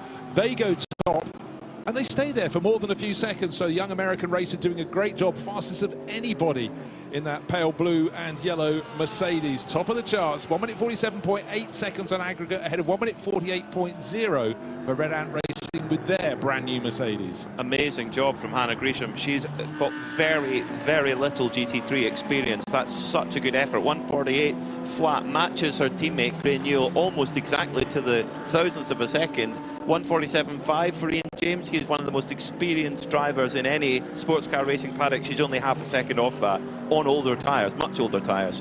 Yeah. Big respect. That's really impressive. And Heart of Racing sit on provisional pole. Those Mercedes are flying. They're 1-2 at the moment. They're looking really neat. And Klaus Bachler, we said watch for him. He was sitting 10th on aggregate. Boom, forget that. His lap time there, 1 minute 47.6. Fastest in this session. Moves Proton Huber. Competition with Porsche. Up into 3rd on aggregate, a whisker ahead of Era Motorsport with Brian Dayel in their Ferrari. Pellin Racing, the 29 car, Kyle Marcelli at 147.304. That's the quickest we've seen in this session so far. That brings that car up to 9th, so they've climbed the order quite a bit over the last couple of sessions. Era Motorsport, do they improve? Yes, they do. Ryan DL, 147.343, so just 0.04 of a second off Marcelli's time in the same spec of car, and that puts Era Motorsport in second. Just a little improvement would, well, actually on average, the Heart of Racing, they're 0.4 up on average from everybody. Yeah, everybody else really, really closed in as those second flying laps are coming in. One person making great moves, Kyle Marcelli. You'd expect it for Pellin Racing. That at the start of this session, was it 14th or 15th out of 15? I think it just moved up to 14th. Now it's up, well, moments ago, it was right up the order and suddenly things changed. He's down in 9th, but he's closing in. His next target is Manamori Energy. They respond immediately and they put their Porsche up to 7th. So he's still got a target to aim for, but it's moving away from him. But right now, top of the charts, Heart of Racing by SPS with Hannah Grisham last year racing very successfully in GT4. She's the GT4 America AM champion. Rather annoyingly, but someone also called Hannah G. That was Hannah Greenmeyer, but making her own mark here this meeting at Mugello. Hannah Grisham, top of the charts for Heart of Racing team. Fastest lap in this session, the reigning World Endurance LM GT3 champion Klaus Bachler, 147.193. It doesn't look like the Porsches necessarily have the pace, but when you put a superstar like Klaus Bachler in, that is a performance-enhancing additive. As Kessel Racing to the top of the timesheets. I did not expect it to flip on its head so much in this qualifying session. David Fuminelli, who holds the race lap record of 147.806, well, in qualifying here, 146.733. All I have to do is press the rewind button. 30 seconds ago, you were saying that Heart of Racing by SPS 0.4 of a second clear on aggregate, and now they're down by 1/4 of a second on aggregate. 2/3 of a second found by that number 8 Ferrari by David Fuminelli. Fuminelli going quicker again in the Kessel Racing machine. We were looking around the back of their hospitality. There was a Ferrari Puro Sangue parked there this morning. We were all ogling over it, saying, oh, yes, wouldn't mind one of those. That would be nice transportation. I held out. I said, oh, I don't know, but I do like the colour. Whoa! Off the road goes Fuminelli. Well, whether that's breaking track limits or not, that will be the lap gone, surely, for Fuminelli. Gets it all onto the grass. Fastest in Sector 1, fastest over the painted white line and beyond as he drops down the slope to Savelli, and that will ruin all that follows. In fact, it really had to hurl the car into the start of the Arrabbiatas. That would not have made its tyres any fresher. No, so might just need a little cool down there before another sprint to the end with just over 6 minutes left on the clock here then.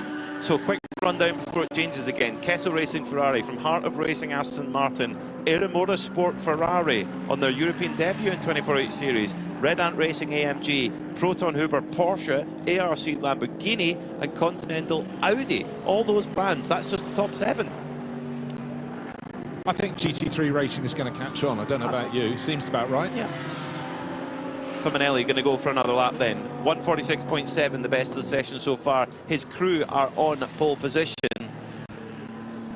He's going to have another 4 laps, I think he could probably get if he wants them. He could, but I tell you what, it's very, very close in the battle for 3rd place. Aero Motorsports with their Pro-Am lineup, Ryan Dayel at the moment at the wheel of that Aero Motorsports Ferrari. He is just 0.004 of a second. I think that's on aggregate across 3 qualifying sessions, each of 15 minutes ahead of the Red Ant Racing Mercedes. Certainly the Red Ant family with Yannick at the wheel at the moment are going well. In fact, so well that Yannick's just moved that up into 3rd place overall. He's jumped the Aero Motorsport Ferrari. What can Ryan Dayel, the great Scottish racer, do in response? 5 minutes remain. Heaping more praise on Heart of Racing and particularly Hannah Grisham. She is the quickest driver in that car on the oldest tyres. 16 laps on those tyres. She's just gone 2/10 quicker than Ian James went in Q1. They won't ask her back behaving like that. That is, so it's that big respect. That's very, very impressive there. Yes, the Mercedes are quick, but they're the top of the shop of the Mercedes right now. She's 0.3 of a second quicker than Yannick Redant's best. 992 champion last year. I think she will be beaming from ear to ear when she gets out of the car, regardless of whether it's going to be pole or otherwise. Now, we had Hoffa Racing top of the charts after Q1, after Q2, same story, but now Michael Kroll hasn't, despite just setting his best lap, has not been able to respond. They've tumbled down to 12th place. I mean, we sort of expected a drop, but that just shows how the real pros coming through against an AM lineup. This is where they really begin to make their mark. At the moment, we're talking 1/4 of a second between the number 8 Ferrari, David Fuminelli at the wheel, as he goes faster than anyone in Sector 2. Heart of Racing by SPS, Hannah Grisham, and an improvement Kessel Racing, 1 minute 46.127 seconds for Fuminelli. A bad lap followed by a very, very good one. The margin is out to just over 1/2 a second on aggregate. Is that going to be enough? I think it probably can be. That's 1.7 seconds quicker than his existing race lap record set in the previous generation 488 GT3 Ferrari. I think we could see that that race lap record go over the course of the weekend. The drivers really reveling in this Michelin tyre, new for this year in the 24H Series, running on the Michelin H2 compound.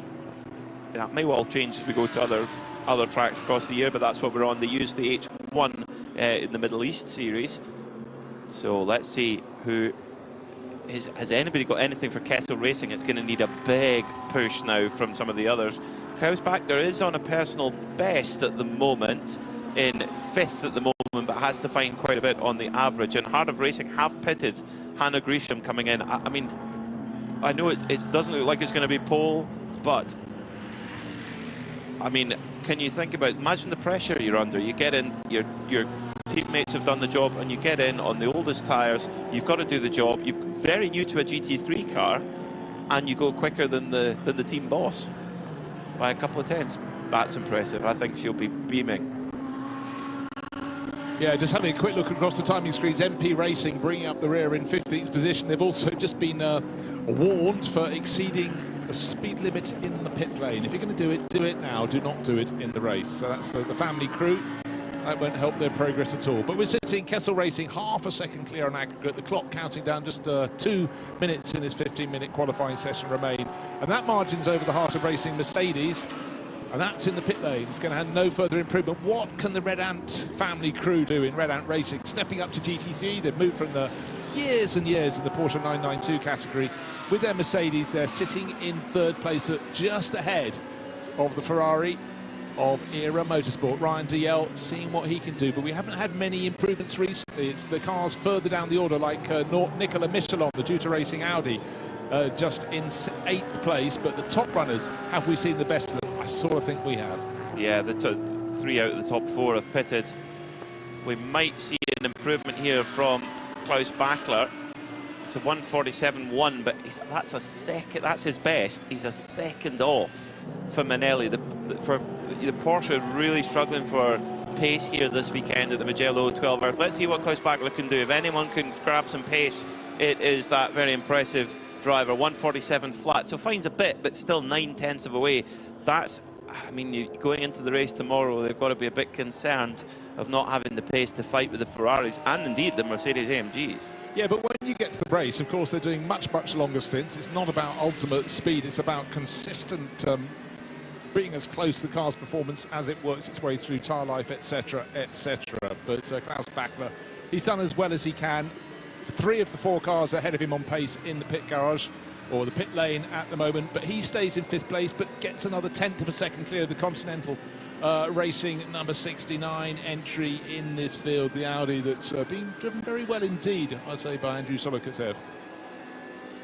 And just to give you an idea how much this session has flipped things around, Hoffer Racing went into this on pole. They're now 12th on the average, and they're, you know, the AM category, they are sitting 6th now in the AM category. So just shows you that across those 3 sessions, just having 2 good times isn't going to be enough. You've got to be good all the way through the sessions and consistent. As Sergio Nicolai jumps out of the Muramuri Energy by Epi Motors machine, they will start no better than 9th right now, as over the line comes Antonio Cenero for E2P Racing.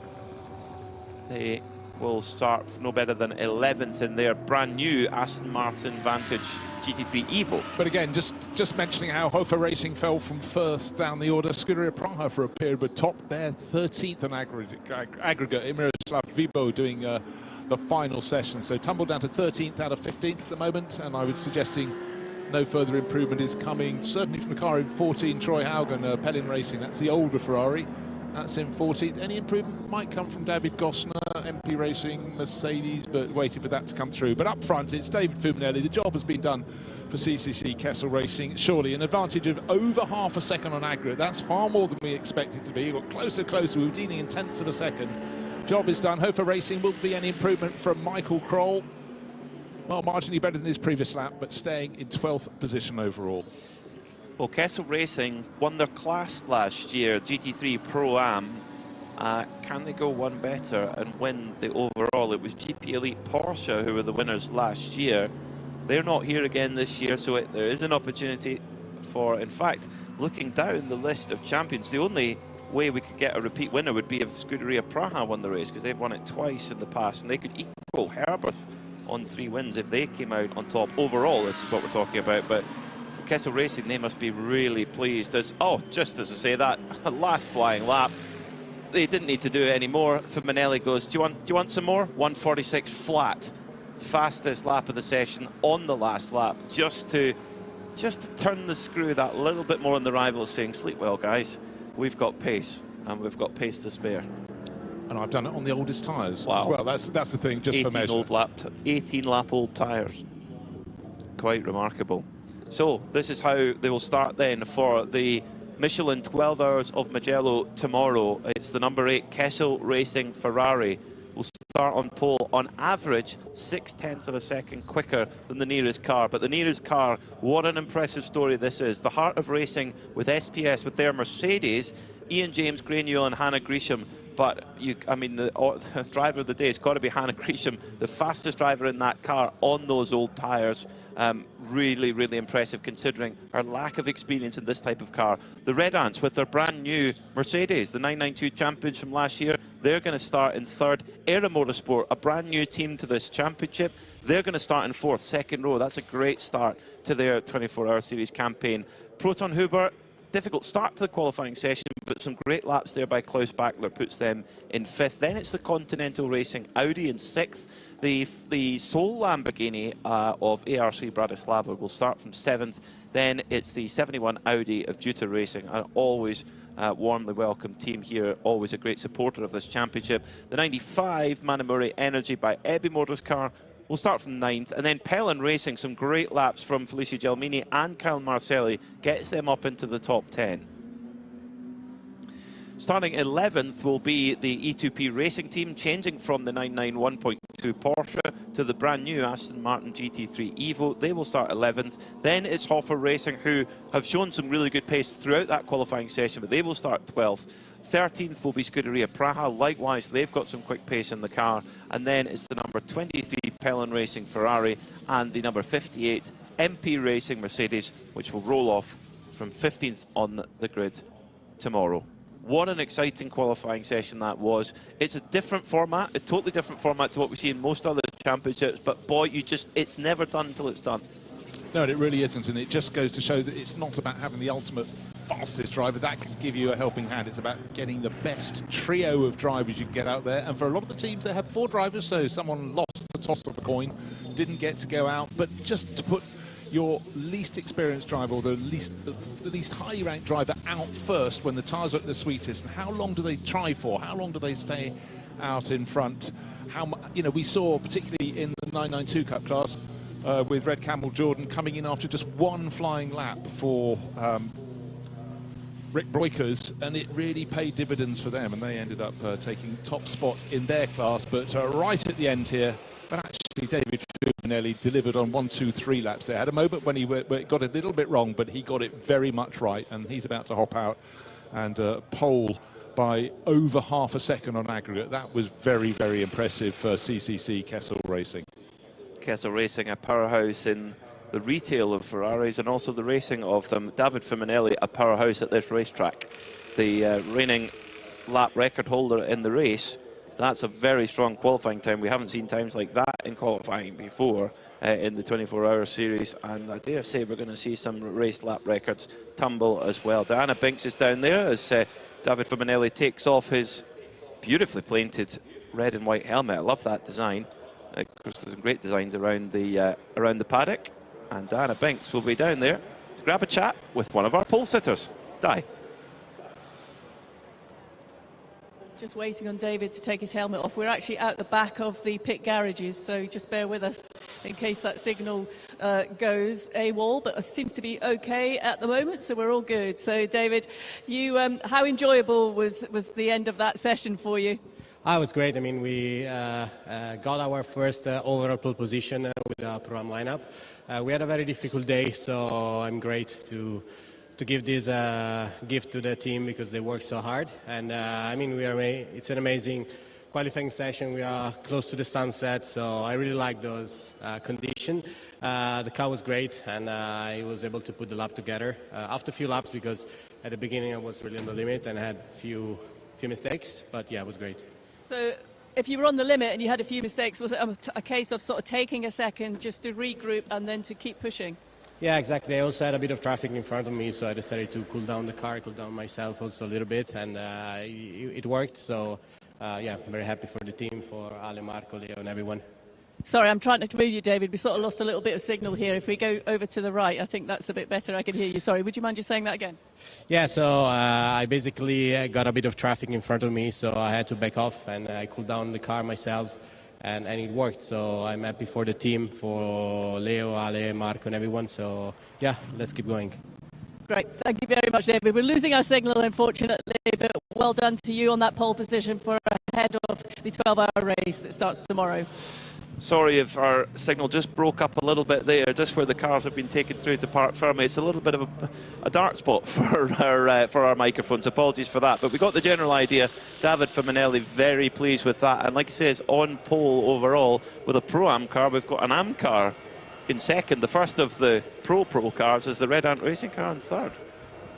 It's how it breaks down. So really, really good job from CCC Kessel Racing to get it right there. So here we are, Mugello Friday, tick in the box. Practice followed by 3 sets of qualifying sessions, 9 qualifying sessions if you like. Each of them was exciting, but the ante just raised as we went up through the classes. I thought 992 was great, but the GT3 runners, the most popular class, 15 runners here this weekend, and that was a cracking session. But David Fiminelli did do 1, 2, he did 3 fantastic flying laps, and that's why they're actually clear by some big margin there, best part of half a second. It's like a knockout sequence in a boxing match there. There was many highlights of that qualifying session. Let's summarise them now.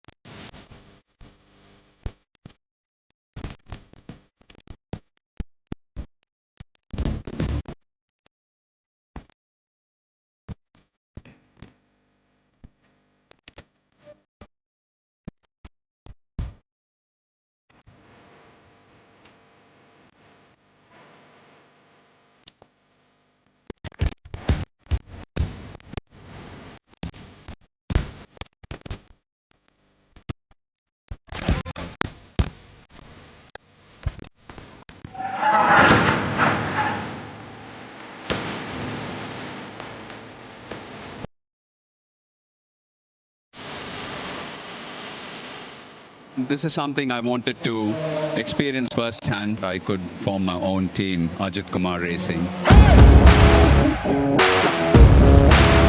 Number 901 car. Every single time it passes the pits. This is the Ajith Kumar Racing car.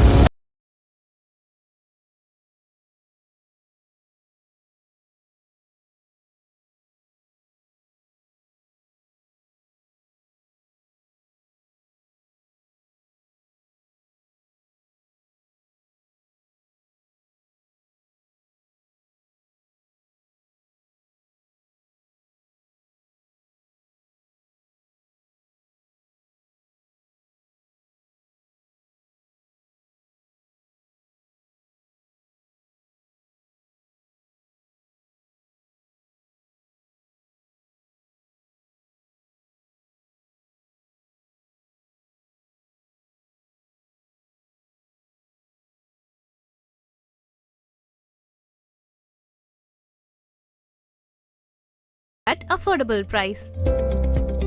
மணக்க மணக்க masala, Manakkadu chicken masala மற்றும் chilli chicken masala. Manakkadu masala. Daily, daily. Taste daily. Taste the daily.